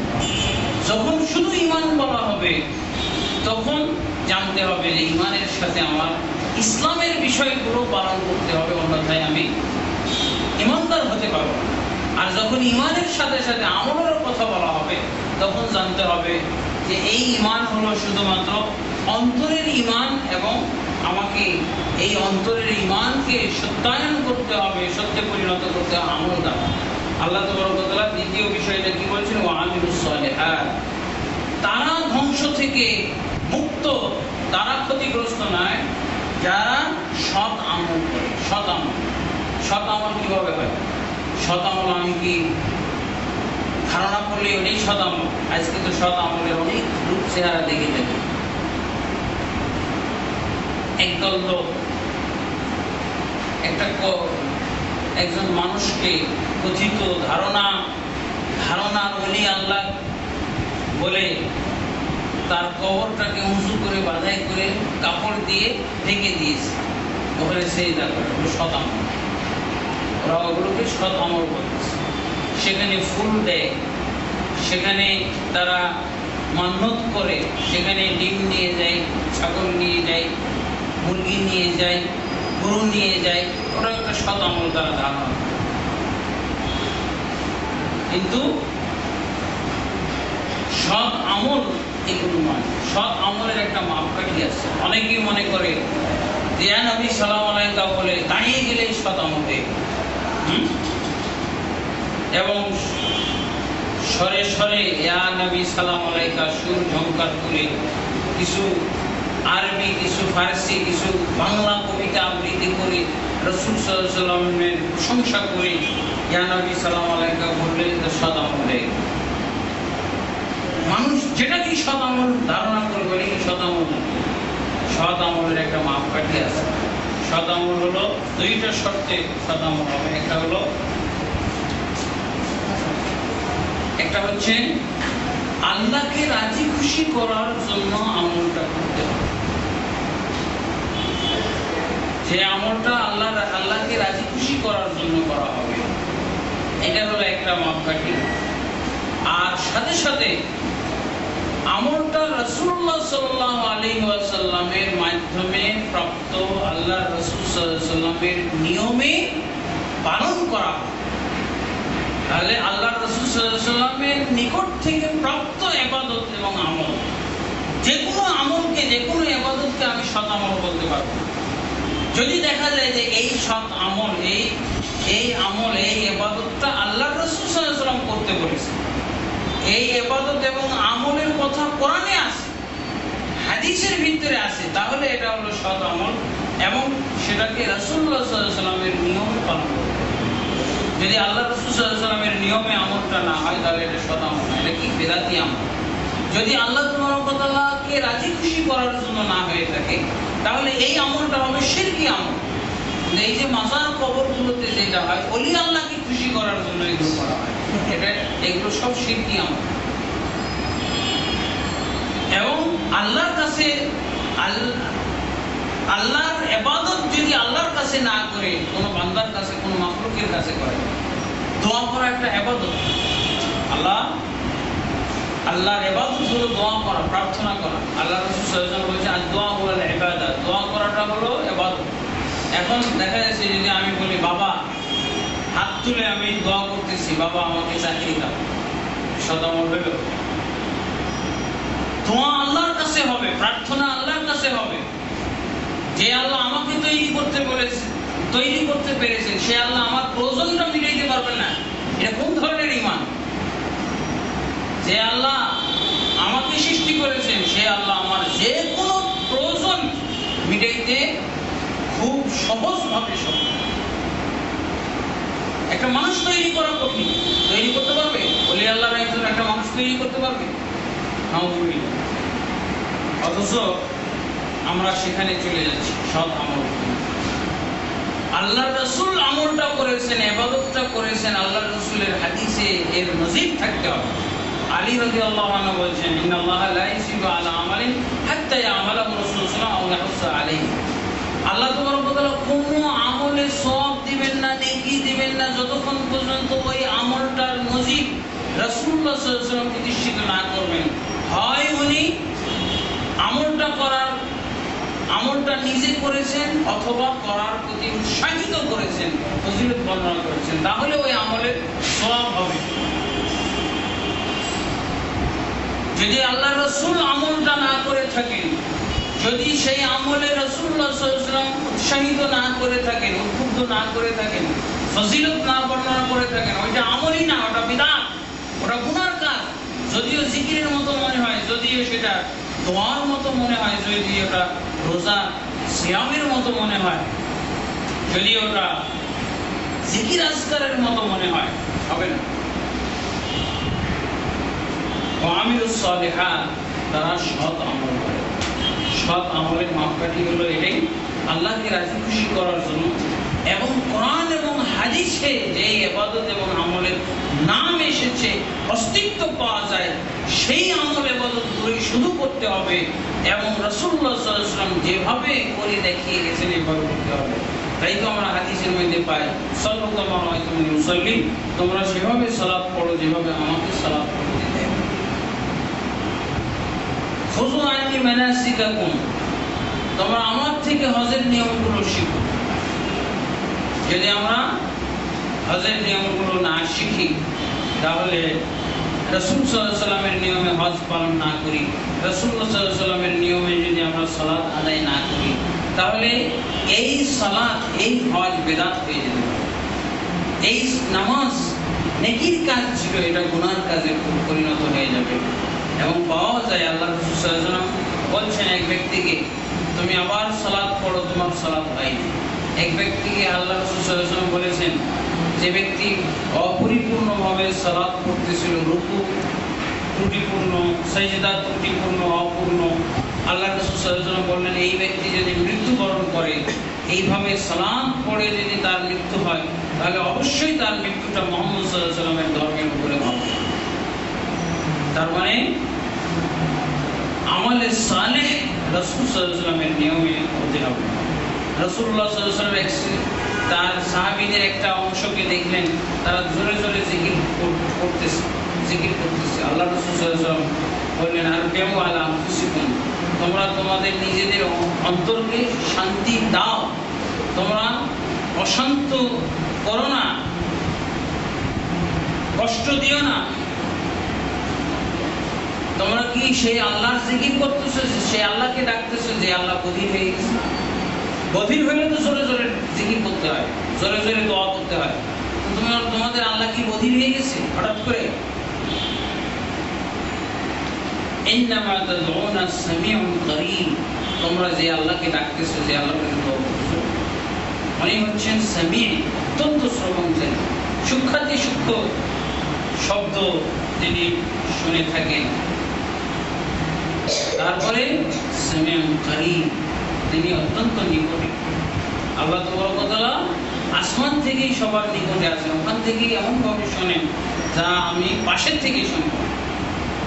আল্লাহ রাসূল সাল্লাল্লাহু আলাইহি ওয়াসাল্লাম এই জিকিরটা বন্ধ করে দিলেন। জোরে জোরে এই জিকিরটা হচ্ছিল, সাহাবীগণ করতেছিলেন, এই জিকির বন্ধ করলেন। কেন? এই জোরে জোরে জিকিরের অর্থ হলো আল্লাহকে অধীর বিশ্বাস করা, আল্লাহকে দূরে অবস্থানকারী বিশ্বাস করা। অথচ আমাদের সমাজে বড় পীর নাম নিয়ে তিনি কি করেন, জিকিরের জলির নামে সব ভক্তদেরকে নিয়ে, মুরিদদেরকে নিয়ে জোরে জোরে জিকির করে, যেটা হলো রাসূলের দৃষ্টিতে নিষিদ্ধ জিকির। আর তার কাছে এটা হলো সৎ আমল। সৎ আমল কখন হবে? রাসূল সাল্লাল্লাহু আলাইহি ওয়াসাল্লামের মাপকাঠিতে ফেলে যেটা পাওয়া যাবে ওইটা সৎ আমল, অন্যথায় আর কোনো আমলকে সৎ আমল বলা যাবে না। এরপরে আরেকটা হলো ওয়াতাওয়াসাউ বিল হক। আল্লাহ কি বলছেন? তোমরা পরস্পরকে হকের উপদেশ দাও, হকের দাওয়াত দাও, পরস্পরকে হকের আওয়াজ। হক কি জিনিস? হক হলো আল্লাহর একটা নাম, আল্লাহর দাওয়াত দাও, যে দাওয়া ইলা আল্লাহ। ওমান আহসানু কওলাম মিম্মান দাআ ইলা আল্লাহি ওয়া আমিলা সালিহান ওয়া ক্বালা মিনাল মুসলিমিন।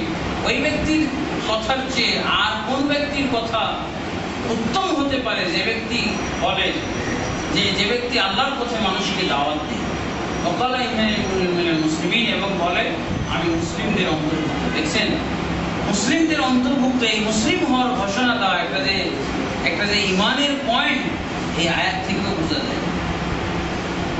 তাহলে অবশ্যই দাওয়াত দিতে হবে, এবং দাওয়াত দেওয়া একটা আল্লাহর কাছে অত্যন্ত মূল্যবান, অত্যন্ত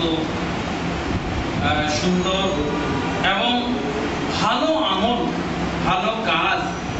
আল্লাহ রাসূল সাল্লাল্লাহু আলাইহি ওয়াসাল্লাম আমাদেরকে দাওয়াত দেওয়ার জন্য তাগিদ দিয়েছেন, বাল্লিগু আন্নী ওয়ালাউ আয়াত। একটি আয়াতও যদি তোমরা জানো তাহলে এটাই আমার পক্ষ থেকে তোমরা প্রচার করে দাও। অবশ্যই দাওয়াত দিতে হবে, এবং প্রত্যেক ব্যক্তিকে তার সামর্থ্য অনুযায়ী, তার যোগ্যতা অনুযায়ী, তার ইলম এবং জ্ঞান অনুযায়ী দাওয়াত দিতেই হবে। দাওয়াত দেওয়া একটা ফরজ কাজ।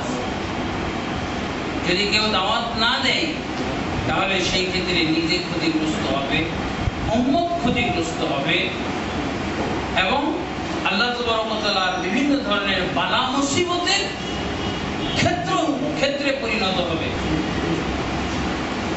যে সমাজে দাওয়াত থাকে না, যে সমাজে আমর বিল মারুফ থাকে না, সৎ কাজের আদেশ অসৎ কাজের নিষেধ থাকে না, সেই সমাজে আল্লাহর পক্ষ থেকে আযাব গজব আসে।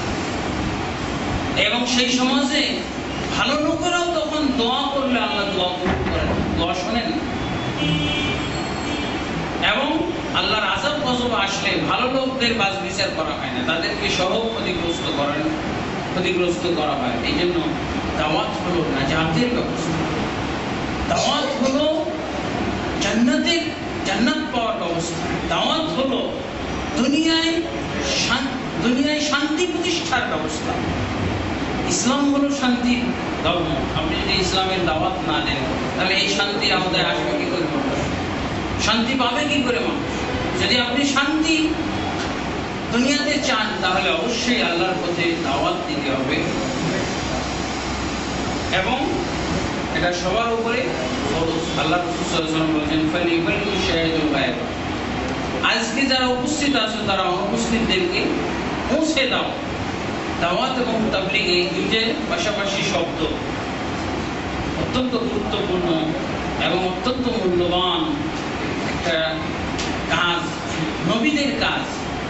প্রত্যেক নবী এবং রাসূলকে আল্লাহ তাবারক ওয়া তাআলা এই দাওয়াতের দায়িত্ব দিয়ে পাঠিয়েছিলেন, এবং আল্লাহর রাসূল সাল্লাল্লাহু আলাইহি ওয়াসাল্লাম কিয়ামত পর্যন্ত তিনি উম্মতকে এই দায়িত্ব দিয়ে গেছেন। তিনি বলে গেছেন, ইন্নামাল আল উলামা ওয়ারাসাতুল আম্বিয়া, আলেমগণ হচ্ছেন নবীদের ওয়ারিস। নবীগণ কি করে গেছেন? দাওয়াত দিয়ে গেছেন। কাজে এই ওয়ারিসদের কাজ হলো দাওয়াত দান করা। আল্লাহ রাসূল সাল্লাল্লাহু আলাইহি ওয়াসাল্লাম বলেন, লাম ইউরাসু দিনারান ওয়ালা দিরহাম। তারা দিনার এবং দিরহামের ওয়ারিস বানিয়ে যায় নাই, তারা কি বানিয়ে গেছে? তারা ওয়ারাসুল ইলমা, ইলমের ওয়ারিস বানিয়ে গেছে। অতএব ইলম হলো কোরআন এবং সুন্নাহ। আল্লাহ রাসূল সাল্লাল্লাহু আলাইহি ওয়াসাল্লাম বলেও দিয়েছেন স্পষ্ট করে, তোমাদের মাঝে আমি দুটি জিনিস ছেড়ে গেলাম, যতক্ষণ পর্যন্ত এই দুটিকে আঁকড়ে ধরে থাকবে ততক্ষণ পর্যন্ত পশ্চিমকালে তোমরা বিভ্রান্ত হবে না, পথভ্রষ্ট হবে না, সত্য থেকে বিচ্যুত হবে না। একটা হলো কিতাবুল্লাহ আর একটা হলো সুন্নতি। আল্লাহর কিতাব আল কোরআন কারীম এবং আমার সুন্নাত তথা হাদিস, এগুলোর আমাদেরকে দাওয়াতের কাজ করতে হবে, প্রচার করতে হবে। আজকাল কোরআন এবং সুন্নাতের দাওয়াত বন্ধ হয়ে যাওয়ার মতো। আজকে দাওয়াত চলছে পীর মুরিদের দাওয়াত। মুরিদ হতে হবে, না হলে নাজাত নাই। মাযহাব মানতে হবে, না হলে নাজাত নাই। তরিকা মানতে হবে, না হলে নাজাত নাই। কোরআন সুন্নাহ মানতে হবে, নাজাত নাই। এই কথা বলার লোক এখন নাই, শেষ হয়ে গেছে প্রায়। হয়তো হঠাৎ মঠাৎ দুই একজন পাওয়া যাবে, নাহলে সব বড় আলেম, সব বড় বুজুর্গানের দিন আজকে এই একই মাযহাব মানো, তরিকা মানো, পীর মুরিদের আওতায় আসো, পীর মানো, এগুলো চলতেছে। কোরআন সুন্নাহর দাওয়াত আজকে বিরল। কোরআন সুন্নাহর দাওয়াত আজকে বিভ্রান্তির দাওয়াত। বড় বড় আলেমরা বলছে কোরআন সুন্নাহ মানলে বিভ্রান্ত হয়ে যায়। নাউযুবিল্লাহ। অনেক বড় মুফতি শাইখুল হাদিস এরা এই ফতোয়া দেয়। তো এভাবে দেখা যাচ্ছে, যেহেতু দাওয়াতের একটা মানে উল্টা গতি দেখা যাচ্ছে, উল্টা একটা পথ দেখা যাচ্ছে। ইসলামের নামে দাওয়াতের যে উল্টা একটা গতি আমরা দেখি, এই ক্ষেত্রে যদি সহিহ হকের আমরা দাওয়াত দেই, হক হলো কোরআন সুন্নাহর দাওয়াত, হক হলো তাওহীদের দাওয়াত, হক হলো সুন্নাহর প্রতি দাওয়াত। তার মানে শিরকের বিরুদ্ধে, তার মানে বেদাতের বিরুদ্ধে, তার মানে বিভিন্ন ধরনের দল এবং দলীয়তার বিরুদ্ধে আপনার দাওয়াত। এখন এই সমস্ত মহল থেকে আপনার কষ্ট আসতে পারে, বিপদ আসতে পারে, নানান ধরনের কি বলে হুমকি এবং ঝুঁকি আসতে পারে। এইগুলোর ব্যাপারে আল্লাহ তাআলা আমাদেরকে সাথে সাথে আরেকটা ব্যবস্থা বলে দিচ্ছেন, সেটা হলো তাওয়াসাউ বিস-সবর। সবরের তোমরা একে অপরকে উপদেশ দাও, দাওয়াত দাও। কারণ যখনই হকের দাওয়াত দেওয়া হবে তখনই কষ্ট আসবে। যদি হকের দাওয়াত না দেওয়া হয় তাহলে কষ্ট আসবে। হকের দাওয়াত দিলেই কষ্ট আসবে, নির্যাতন আসবে, নিপীড়ন আসবে, অবশ্যই গালিগালাজ করা হতে পারে, নানান ধরনের কণ্ঠস্বর ফেলা হতে পারে। এইগুলোর জন্য আমাদেরকে সবর ইখতিয়ার করতে হবে। সবর বিভিন্ন ধরনের সবর আছে। সবর কয়েক প্রকার। এক নম্বর হলো সবর আলা তাআতিল্লাহ, আল্লাহর আনুগত্যের কাজে, ইবাদতের কাজে, দাওয়াতের কাজে সবর ইখতিয়ার করা। আপনার ইবাদত করতে মন চাচ্ছে না, রোজা রাখলে কষ্ট হয়, সালাতে যাইতে কষ্ট হয়, ওযু করতে কষ্ট হয়, যাকাত দিতে কষ্ট হয়, এতগুলো সম্পদ আমার সম্পদ থেকে বেরিয়ে যাবে, কষ্টের ব্যাপার।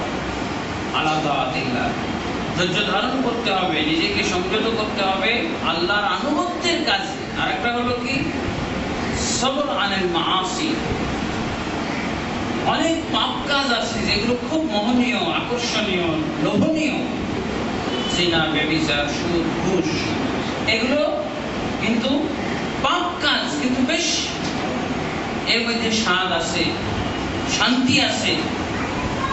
তো সবর হলো পাপ কাজ থেকে নিজেকে সংযত রাখা। সবর মানে আটকে রাখা, আটক রাখা, আবদ্ধ রাখা। আমার মন চাইছে ওই পাপটা করতে, মন চাচ্ছে আমার এই পাপ কাজে জড়িয়ে যেতে। অনেক সুন্দর পরিবেশও পাওয়া যাচ্ছে, দাওয়াত দেওয়া হচ্ছে, আমি নিজেকে আটকে রাখবো। এটা হলো সবর। সবর আনেন মাআসি ওয়াল আসাম, গুনার কাজ, অপরাধ, অন্যায় কাজ, এগুলো থেকে নিজেকে বাঁচিয়ে রাখা, নিজেকে সংযত রাখা, নিজেকে আবদ্ধ রাখা, আটকে রাখা। আর একটা কি? আসবর আলা আকদারিল্লাহ, আল্লাহর নির্ধারণী, আল্লাহর ভাগ্য, আল্লাহ যে আমার জন্য ভাগ্য লিখে রেখেছেন এর উপরে সবর করা। হঠাৎ ব্যবসায় ক্ষতি হয়ে গেল, ব্যবসা প্রতিষ্ঠানে আগুন লেগে পুড়ে গেল, এটা আল্লাহর পক্ষ থেকে আপনার ভাগ্যে লেখা ছিল। এই তাকদীরে ধৈর্য ধারণ করা। অনেক আশা আকাঙ্ক্ষার পর আপনার একটা সন্তান হয়েছে, সন্তানটা মারা গেল, এটা ধৈর্যের ব্যাপার। অনেকেই ধৈর্য ধারণ করতে পারে না, তখন কি আল্লাহকে গালি দেয় না, তাকদীরকে গালি দেয়। তখন তো ইমানটা চলে যায়, তখন ইমান চলে যায়। এই জন্য আল্লাহ বলছেন ওয়াতাওয়াসাউ বিস-সবর, সবরের এক অপরকে উপদেশ দাও। সবর না থাকলে আমরা কখনো আমাদের কাঙ্ক্ষিত লক্ষ্যে পৌঁছতে পারবো না, না দুনিয়াবী ক্ষেত্রে, না উখরাবী ক্ষেত্রে, কোনো ক্ষেত্রে না। রাসূলুল্লাহ সাল্লাল্লাহু আলাইহি ওয়াসাল্লাম ছিলেন ধৈর্যশীলদের নেতা, ইমাম। আল্লাহ রাসূল সাল্লাল্লাহু আলাইহি ওয়াসাল্লাম দাওয়াত দিতে যে কথাই একজনও ইমানদার হলো না, তার আগেই উনি পাথর খেয়ে তায়েফের ময়দানে আল্লাহর ইবাদত করতে যে তার পিঠের উপরে মুখের ঘুড়ি চাপিয়ে দেওয়া হলো, তাকে মারধর করা হলো, কিন্তু আল্লাহর ইবাদত তো ছাড়েননি, দাওয়াত তো তিনি ছেড়ে দেননি, দাওয়াত চালিয়ে গেছেন। সাহাবায়ে কিরামের প্রতি অনেক নির্যাতন এসেছে। খাব্বাব বিন উরাদকে তাওয়ায় তেল ঢেলে অথবা তাওয়া গরম করে তার উপরে শুইয়ে দেওয়া হয়েছে। কিসের জন্য? ইসলামের জন্য। সবর না থাকলে সে সময় তো যে ইমান ত্যাগ করে ফেলবে। ভাজা হচ্ছে একটা মানুষকে ইমানের কারণে, মাছ ভাজা করার মতো, তারপরও তারা ইমানের উপরে ছিল। বেলাল রাদিয়াল্লাহু আনহুকে উত্তপ্ত বালুর উপরে শুইয়ে দিয়ে ভারী পাথর তার বুকের উপরে চাপা হয়েছে এবং চাবুক মারা হয়েছে, তারপরও সে ধৈর্য ধারণ করেছে। এভাবে যারা দাওয়ার কাজ করবে, যারা ইসলামের কাজ করবে, তাদের উপরে নানান ধরনের নির্যাতন আসতে পারে। কমপক্ষে তো বদনাম, কমপক্ষে দোষারোপ, কমপক্ষে তাকে গালাগালি করা তো হতে পারে। এখন গালাগালি করা হচ্ছে, মানুষে কি বলবে এটা কথা বললে, যদি মেনে না নেয়, এগুলোর দিকে তোয়াক্কা করা যাবে, বলতে হবে।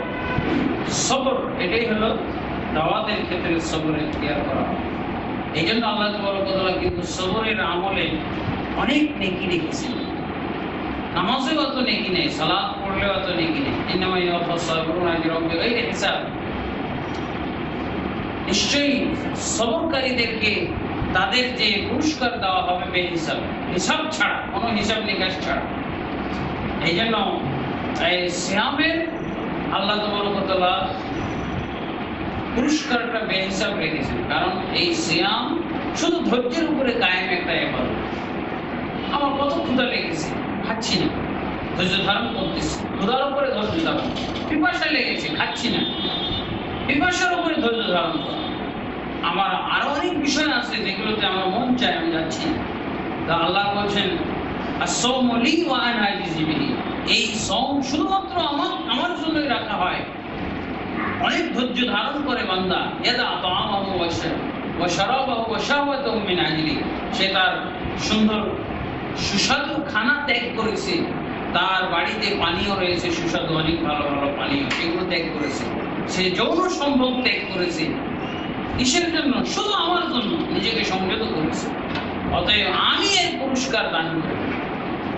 আর এই পুরস্কারটা অন্যান্য ইবাদত এবং আমলের মতো নয় যে একটা ইবাদত করলে, আমল করলে 10 নেকি, 10 থেকে 700, তা না। আল্লাহ বলছেন আমি এর পুরস্কার দেব। তার কারণ এটা ধৈর্যের উপরে কায়েম একটা আমল। তাই এই আমলটার মর্যাদা কি পরিমাণ বেড়ে গেছে, বলছে আল্লাহ আমি এর পুরস্কার দিব।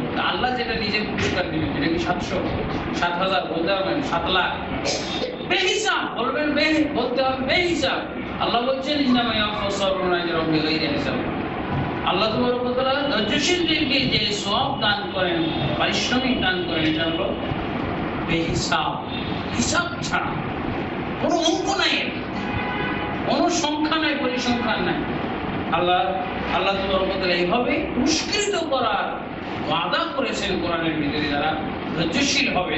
আল্লাহ তাবারক ওয়া তাআলা আমাদের সকলের ভিতরে এই রমজান মাসে ধ্বংস থেকে রেহাই পাওয়ার জন্য যে গুণাবলীগুলো এক এক করে বর্ণনা করেছেন, ঈমান এবং আমালে সালেহ, সৎ আমল এবং হকের দাওয়াত, ধৈর্য ধারণ এবং ধৈর্য ধারণের দাওয়াত, আল্লাহ তাবারক ওয়া তাআলা এই সমস্ত গুণাবলী আমাদের মাঝে তিনি দান করেন এবং আমরা যেন এই গুণাবলীগুলোর অধিকারী হতে পারি এবং এই গুণাবলী নিয়ে আমরা যেন জান্নাতের অধিকারী হতে পারি, জাহান্নাম থেকে নিষ্কৃতি পাইতে পারি, ঈমানের সাথে সৎ আমলের সাথে দুনিয়া থেকে আমরা বিদায় হতে পারি। আল্লাহ আমাদেরকে কবুল করুন। আল্লাহুম্মা আমিন। আস্তাগফিরুল্লাহ লি ওয়া লাকুম ওয়া সাল্লাল্লাহু ইন্নাহু হুয়াল গফুরুর রহিম। সুবহানাকাল্লাহুম্মা ওয়া বিহামদিকা আশহাদু আল্লা ইলাহা ইল্লা আনতা আস্তাগফিরুকা ওয়া আতুবু ইলাইক। আসসালামু আলাইকুম ওয়া রাহমাতুল্লাহি ওয়া বারাকাতুহু।